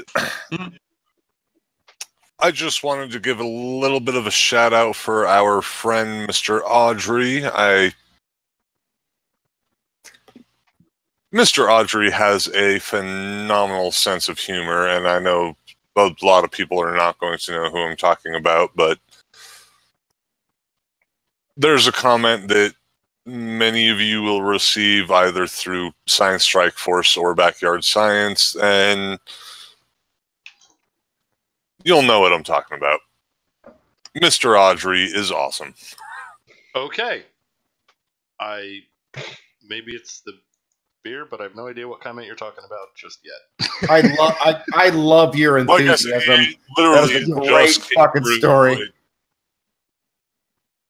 Right. James Audrey is a badass. Oh yeah, well, there's never been any doubt of that. All right, James. I don't have any idea who the hell you are. And yes, I am drunk. He just told you he's a badass. That's what this. But you're a badass. I don't know why anyone in the public chat needs to actually mention the fact that I'm drunk. It's clear that I'm drunk. You're drunk. Well, but at the moment, you are still beating out Kent on the brains department. That's true, and yeah, you could do that with an ant and a shoe. That's true. That's true. You are quite literally. You could use the ant to beat the shoe. I still want to see his brachiosaur. He was touching its head. I want to know what the hell he was talking about and how that related to water slides. Yeah, and yeah, I want to see an ant be used to beat a shoe to death. Because I literally said it could be used backwards, so that's as far backwards. Well, as you need a pretty good size ant and an exceptionally small shoe. Andy, Fino says, I think by virtue of the definition of death, the ant wins. Fino says, "Go drunk, you're home." All right, here we go. Moving on. Shut up, Mom. I know it happens every now and then. Actually, I am going to take Fino's advice tonight, and I am going to go ahead and bow out because I am drunk.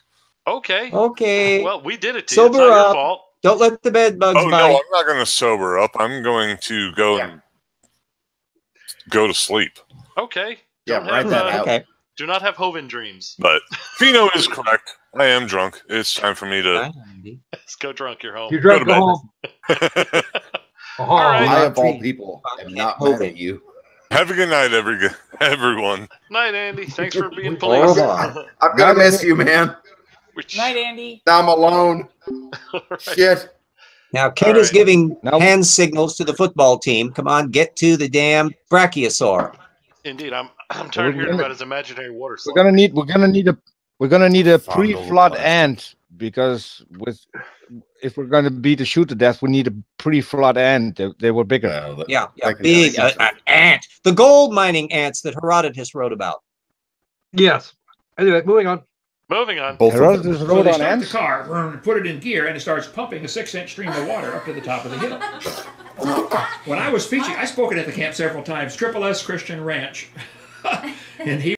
Okay, am I mistaken, or is he talking about trying to build a world-class attraction that everyone's going to be interested in, but MacGyver out of the front half of a Toyota, out of scrap, out of basically garbage that he's going to make a theme park. Let's put on a theme park. Yeah, seems that way. With the front half of a Toyota. Just making he sure. said what? How many 100 feet did he say this thing was high? I don't know. Lots. Well, measurements and accuracy in numbers may not exactly be. Your actual measurements may vary from the ones that he spews out in his number salads. He's talking about using the pump from a fire truck. Huh? So let's reasonably assume a rate of, I don't know, a gallon per second, and it going uphill. So there's some more math to be involved in, and then there's this what's left of this retired half of a vehicle, Toyota, as the horsepower. How much water is coming out at the end, and what are we trying to achieve? He's trying to make a water slide. There's going to be. I don't have the brain power left to do that math. There's going to be some. There's going to be some rug burn on this water slide. That's yeah. I'm just guessing. Girl says he thinks it was 50 feet up the hill. I'm just guessing there's going to have to be some like liquid detergent, like dish soap, Brachiosaur mixed in there. Brachiosaur. All right, here we go. Let's move on before I. All right, here we go. Heber Springs, Arkansas. Yeah. That water shoots those kids down like a bullet. I mean, they go flying down that slide.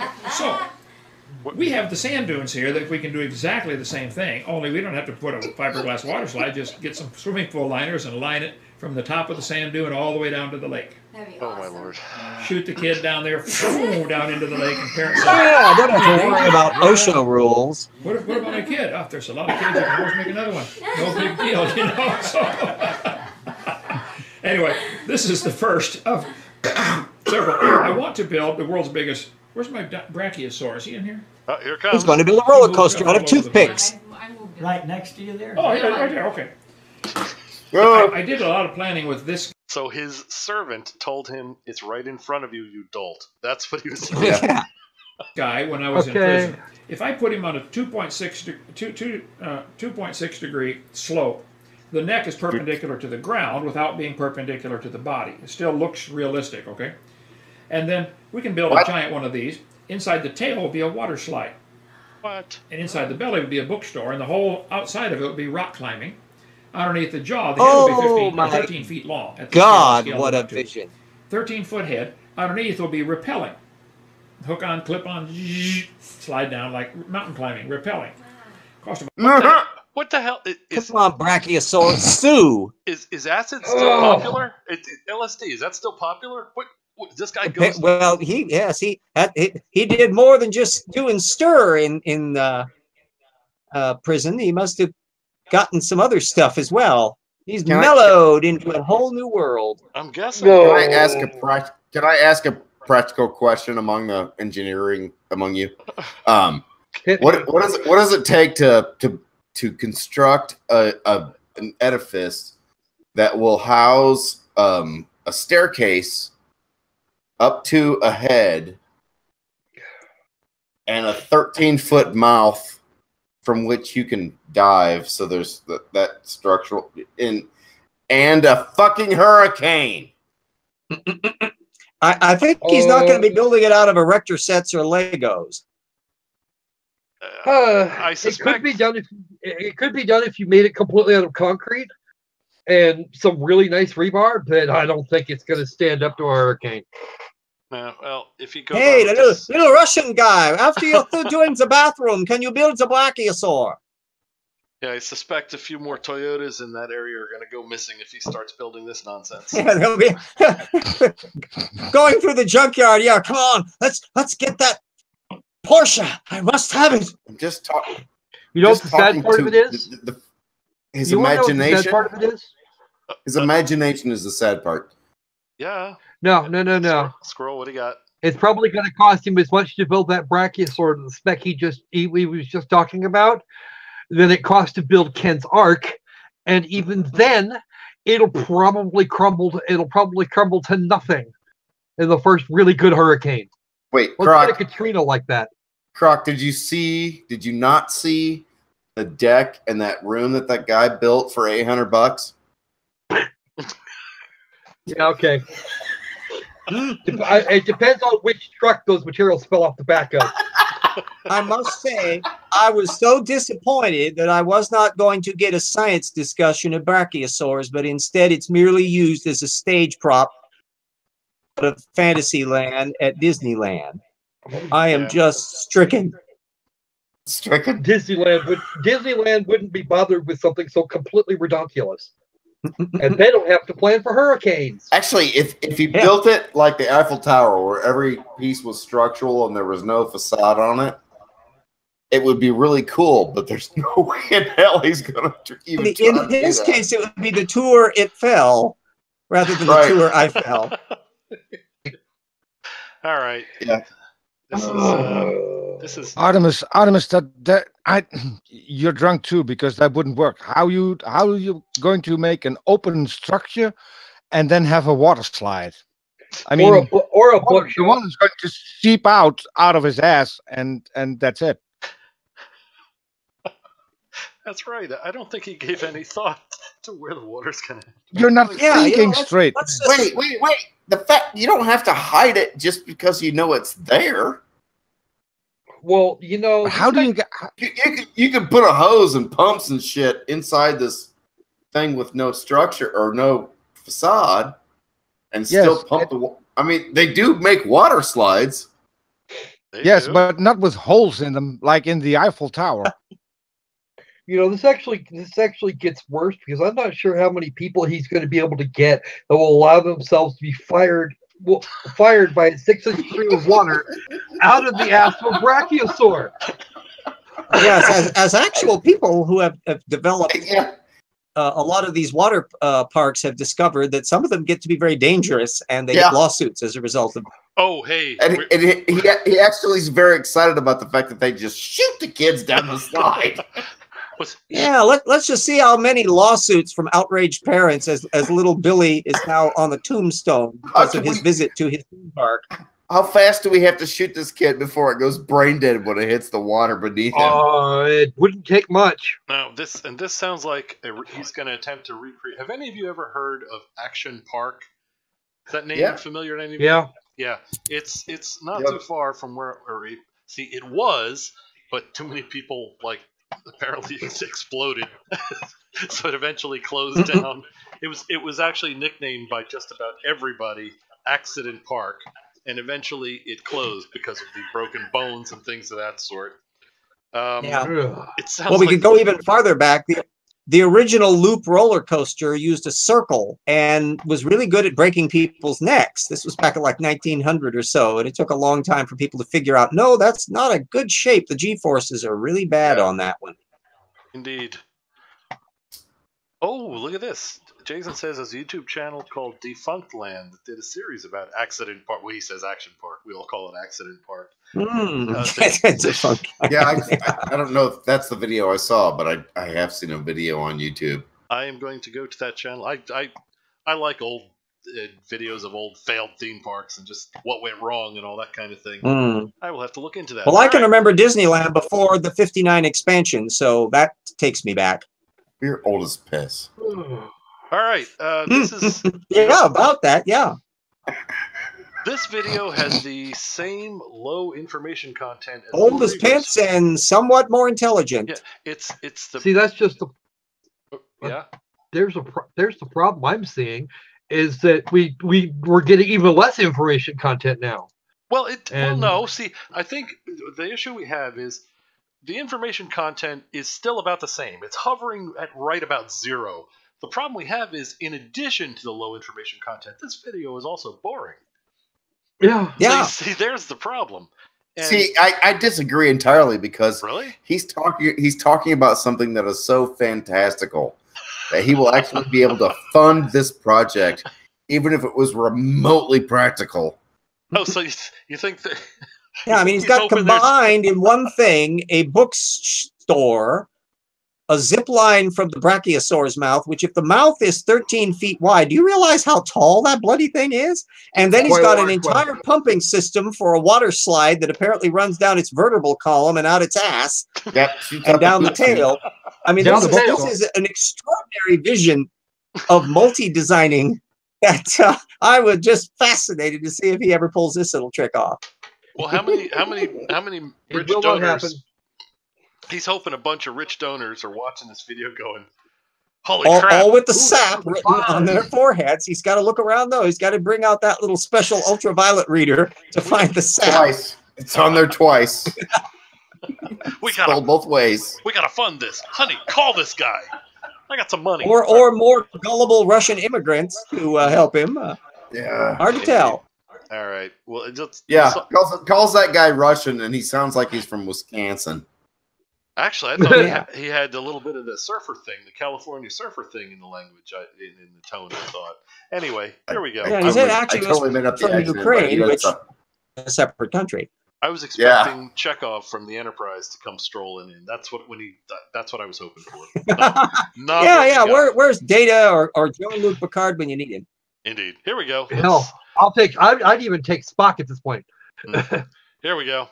Or we could do George Takei. Oh my. Oh my.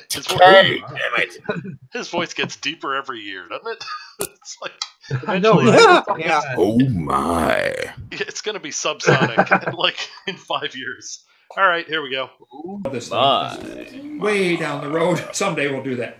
Anyway, this is the pavilion down by the big lake. I'll show you all this tomorrow, the sand dunes and stuff. Big lake? This is the redneck swing. God, what I want to do right here off this platform. Did he just say redneck swing? What? Well, all right, no, I'm not backing. Yes, he said redneck swing.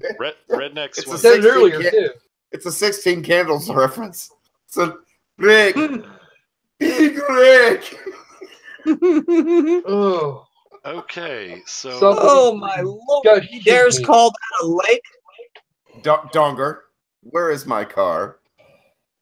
Now, so did you see any swing in that picture? I did not.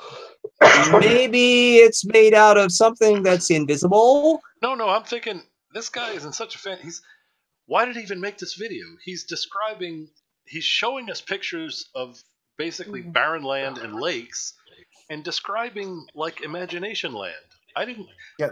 And if he couldn't accomplish a rope swing with a tire on the end of it, how is he going to make a huge dinosaur that shoots kids out its backside? These aren't lakes. These aren't even ponds. They're not lagoons. They're just puddles. These are our future Environmental Protection Agency hazard waste dumps. At best, these are retention ponds. Yes, there we go. We have swales in suburban malls that are bigger than that. All righty, this is all right. I'm enjoying his little trip through imagination land. Yes, he is. He is vivid. My heavens, you managed to inflate your ego and create this absolute vista of nothing. Absolutely. Okay, guys. I don't know about the rest of you, but my brain has gone bye-bye. What have you got left? Oh. There's still a dinosaur in front of that screen. My brain's starting to go bye-bye too. My brain has gone bye-bye. It's currently leaking out of my ears. I'd show you, but I don't think you want to see that. Yeah, we'll pass on the leaky brain. All right. I think it might be time to call it. Well, it's been. I need for that. It's been over 3.5 hours, so I fully understandable. And he's freaking boring. Yeah, so, we've seen everything we're ever going to be proud about his shirt. All right. So we'll. All right. Now, what were you saying, Artemis? You want to hang out till the dinosaur goes away? No. No, not at all. You don't feel safe sleeping with that dinosaur staring at you like that? No, I feel like he's made the dinosaur so much larger by setting it where he did that. It's now the stuff of nightmares. Yeah, no, seriously, I'm not going to be able to sleep with that. And you see the curvature of the Earth in that picture? That water should be dumping out of the right side. Am I right? Oh, yes. Yeah. Most definitely. Yeah, so, WTF, because I'm not going to curse right now. Gotcha. All right. So what was that? Are we saying we've had enough of this nonsense? Or No, you guys yeah. want to bail out? I'm not going to hold anybody up. Yeah. I'm full. There's no such thing as too little Ken Hovind. Yeah, 10 seconds of really Ken Hovind exceeds anybody's reasonable load limit. So we've endured a great deal. Pretty much. It's Well, let's take up Orphan Red when we reconvene next week. Yes, definitely. And uh-oh. Yes, next week is Orphan Red. I looked away and the dinosaur is closer. It's a weeping dinosaur. Okay, who gets the reference? I get it. All right, finally. Good. Doctor Who. There you go. Okay. Weeping Angels. Absolutely. Don't blink. Yes, that's Fino's comment. Don't blink. That's what made me think of that. All right. So enough of this crap.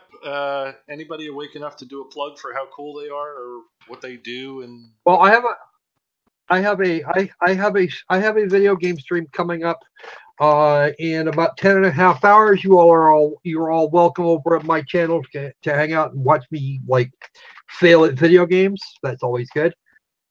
And of course I do commentary over those, and sometimes it's even science commentary, depending on the variety of game I happen to have in mind. You don't always lose.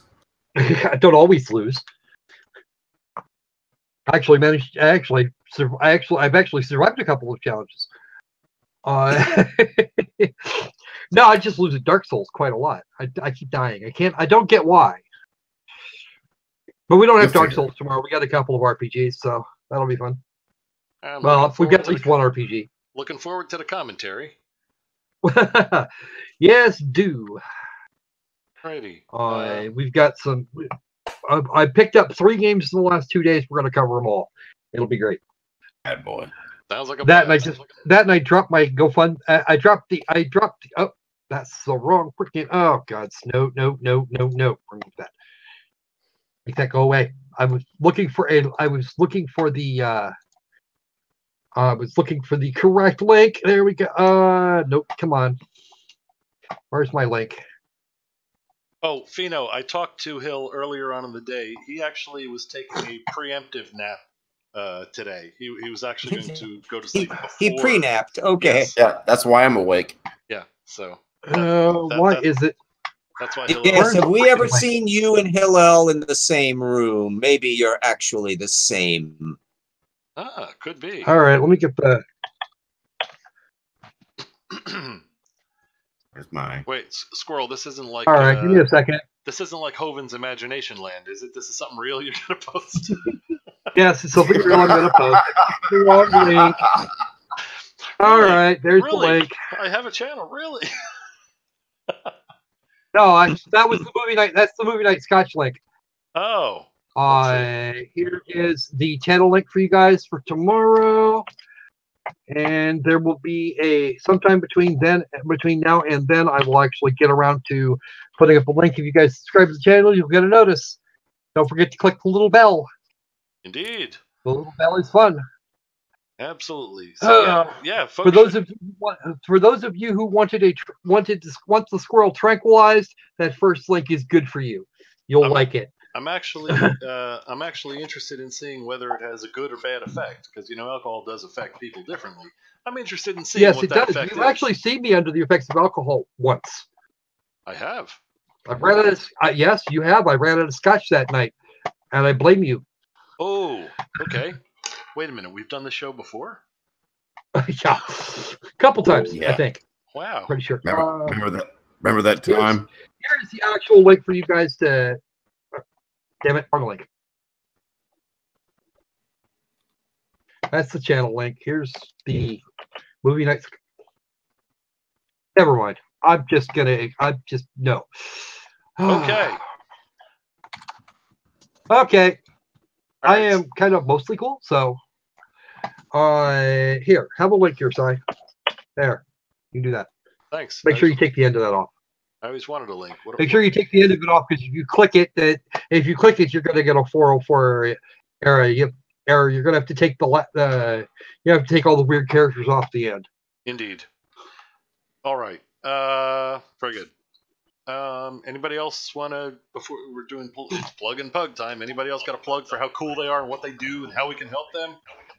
I am seriously awesome. We've noticed that. I think that kind of goes without saying, so I really don't want to, dwell on it. I have shared it in the private, so I if you're so kind as to share it publicly, link to my channel. Are you unable to? Are you unable to? I am inept, is what I am. Oh, okay. Copy link. Hold on a second. I got you covered, Art. All right, thanks, brother. I kind of don't have a clue what the hell I'm doing. I'm having trouble copying it too. All right. There's Art's YouTube channel. Thank you, brother. I've actually it looks like I've actually watched a couple of your videos lately. Which is fantastic, and I love to hear that. And you can comment in the subscribe. Yes, I am in fact even subscribed. And I do intend to use this. This is my Christmas tree, but I've dragged it into this room to use as a set piece for a video that I'm planning on making next week. And outstanding. That'll be fun. Putting out in time for Christmas, Hanukkah, Kwanzaa. Well, realize that somebody just kind of made up Kwanzaa because that's what all the brothers were together. Anyway. Yeah, I kind of try to throw as many of them in there as I can because my tree is representative of a conifer, heavily decorated with lights and a whole lot of glass ornaments that don't have shit to do with a whole lot of much. And some squiggly things. Oh, well, squiggly things are always fun. Well done. Yeah, if you look really close, there's some squiggly things. Wait, the giraffe doesn't get a mention? Oh. What giraffe? Down here. Can you see down here? Oh. Not really, no. All right. This? No, you can't look around corners on a camera, Artemis. I mean, do you want to present? He's gonna have that 3D, a 360 degree Artemis vision installed any day now. This right here is Carl, and you will see him in all of my videos. If you and there are a lot of Easter eggs in my videos because I'm sneaky and clever. And there's a lot of things that change in my videos, and if you look really close into my oh shit, what's the video? The Mandela effect video that I do.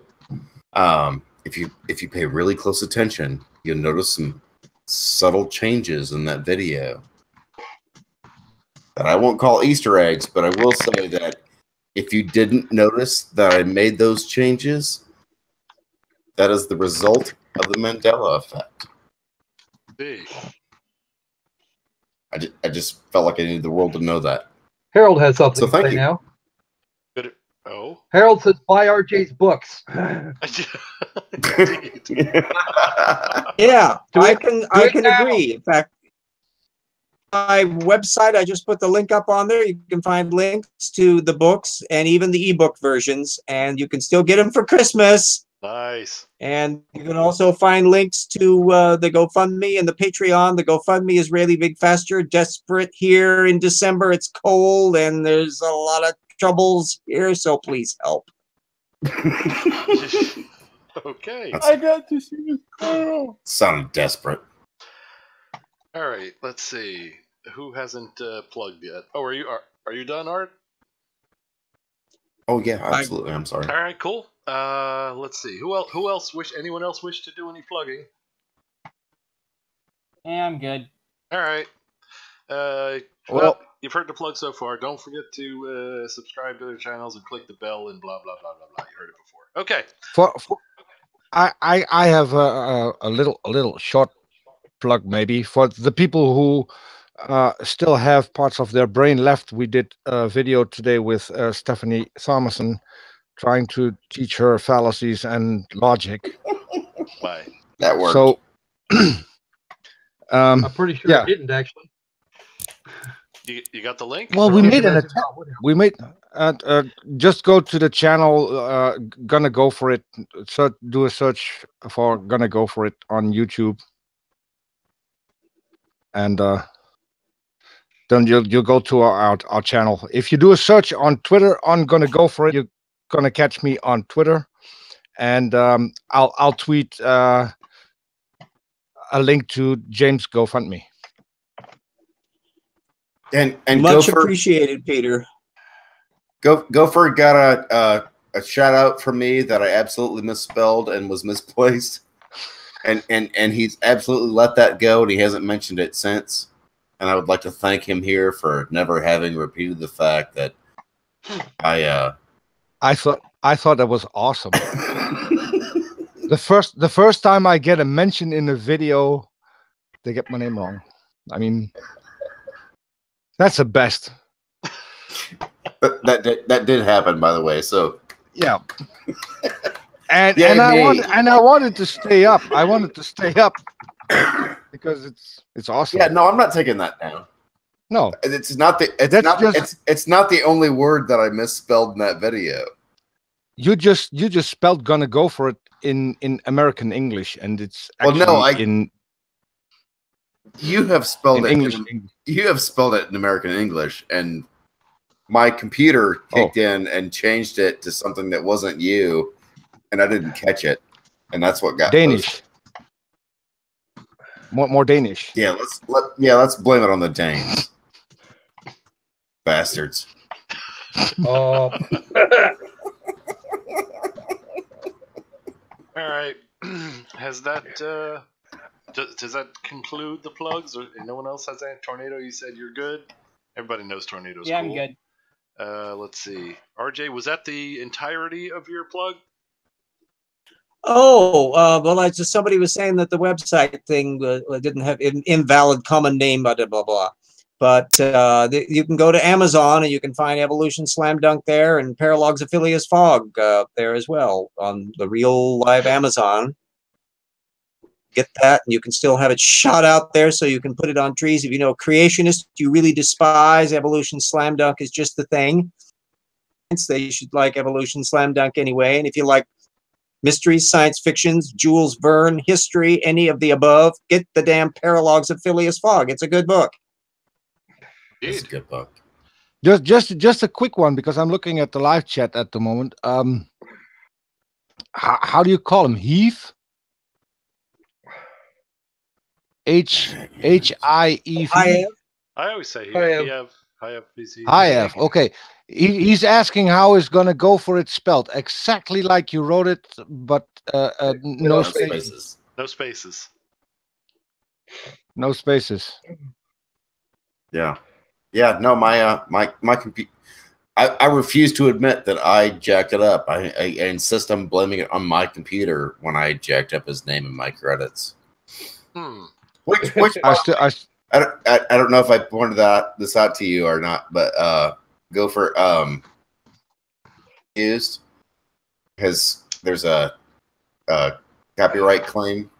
So if I ever do make any money on that video, I'm gonna let them have it, just because I can't get anybody to respond to me. But there's an original song on there that I'm very fond of, and I insist that everybody, once you get to the end, that you just find it. But it's a fabulous bluegrass tune, and I agree.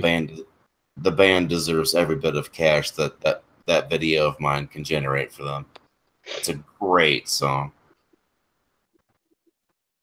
Okay. Okay. Oh, look, Hiev has. Is it time for the bug? Yes, it is. It's pug time. But first, just mentioning that Hiev has added a pronunciation key to the public chat to resolve all issues. All right. You know, all that really means is that I don't feel bad for mangling his name. I got it right the first time. Mm-hmm. Okay, and Nailed it. on that note, good night all. Bring on the pug. To the esteemed panel, thank you. To everybody watching who has been kind enough to comment in the public chat, thank you for joining us once again. Anybody new, thanks for coming. And here comes a pug. Thanks all. Good night. Bye. I honestly don't think there's enough alcohol to get us through Kent Hovind. No, certainly I really not. don't. Certainly not. That second one, Imagination Land, really? Here's I know.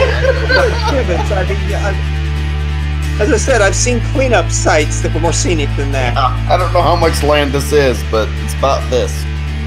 Hanford looks almost 100 more acres entertaining. on one side of the road. Yeah. Here's a patch of grass. Picture a 300-foot dinosaur throwing up propellers. And look at our lake. Lake. That's a 400-foot rappel, by the way. Yeah, and picture. If you take that scale, it's more than 400 feet. And see this puddle? Picture a rope with a tire at the end of it, in the middle. Let's just call it lawsuit land. Yeah. Yeah, that's exactly what it's going to be. It's going to be imagine a pasty white, way over fluffed white chick with way too little clothing on, strapped into that thing as she plummets to her death at a mighty. And it's substantial press feet of white. Yeah, I got that part. No. That's just it. Unless you could reach the parts of the brachiosaurus neck, there is no way in hell you can actually repel. Do you even know what? I don't think Kent even knows what repelling is. There's a reason we don't. He's managed repelling, has been repellent. He's got that down. He doesn't just know it. Yeah. Look at Crypto's comment. Look at Crypto's comment. Pink fluffy pugs dancing on rainbows. Dancing on rainbows. You know what? And Hayab talks about Kent's patch of grass, more like a pile of gravel and sand. I mean, did we really see much in the way of grassy stuff in any of his pictures? Not much. Not really. Like pink fluffy pugs. The pink fluffy pugs and the pink fluffy pugs dancing on rainbows. Were those rainbows shout out by Neon Cat? Because that would rule. And terminated by Pepe. He was bragging about the fact that he could fish on land that his property now bordered on the lakes. Where the fuck were those lakes? No idea. All right. Well, he actually owns half the lakes. Good night, all. Big question. Thanks for joining us. See you next time.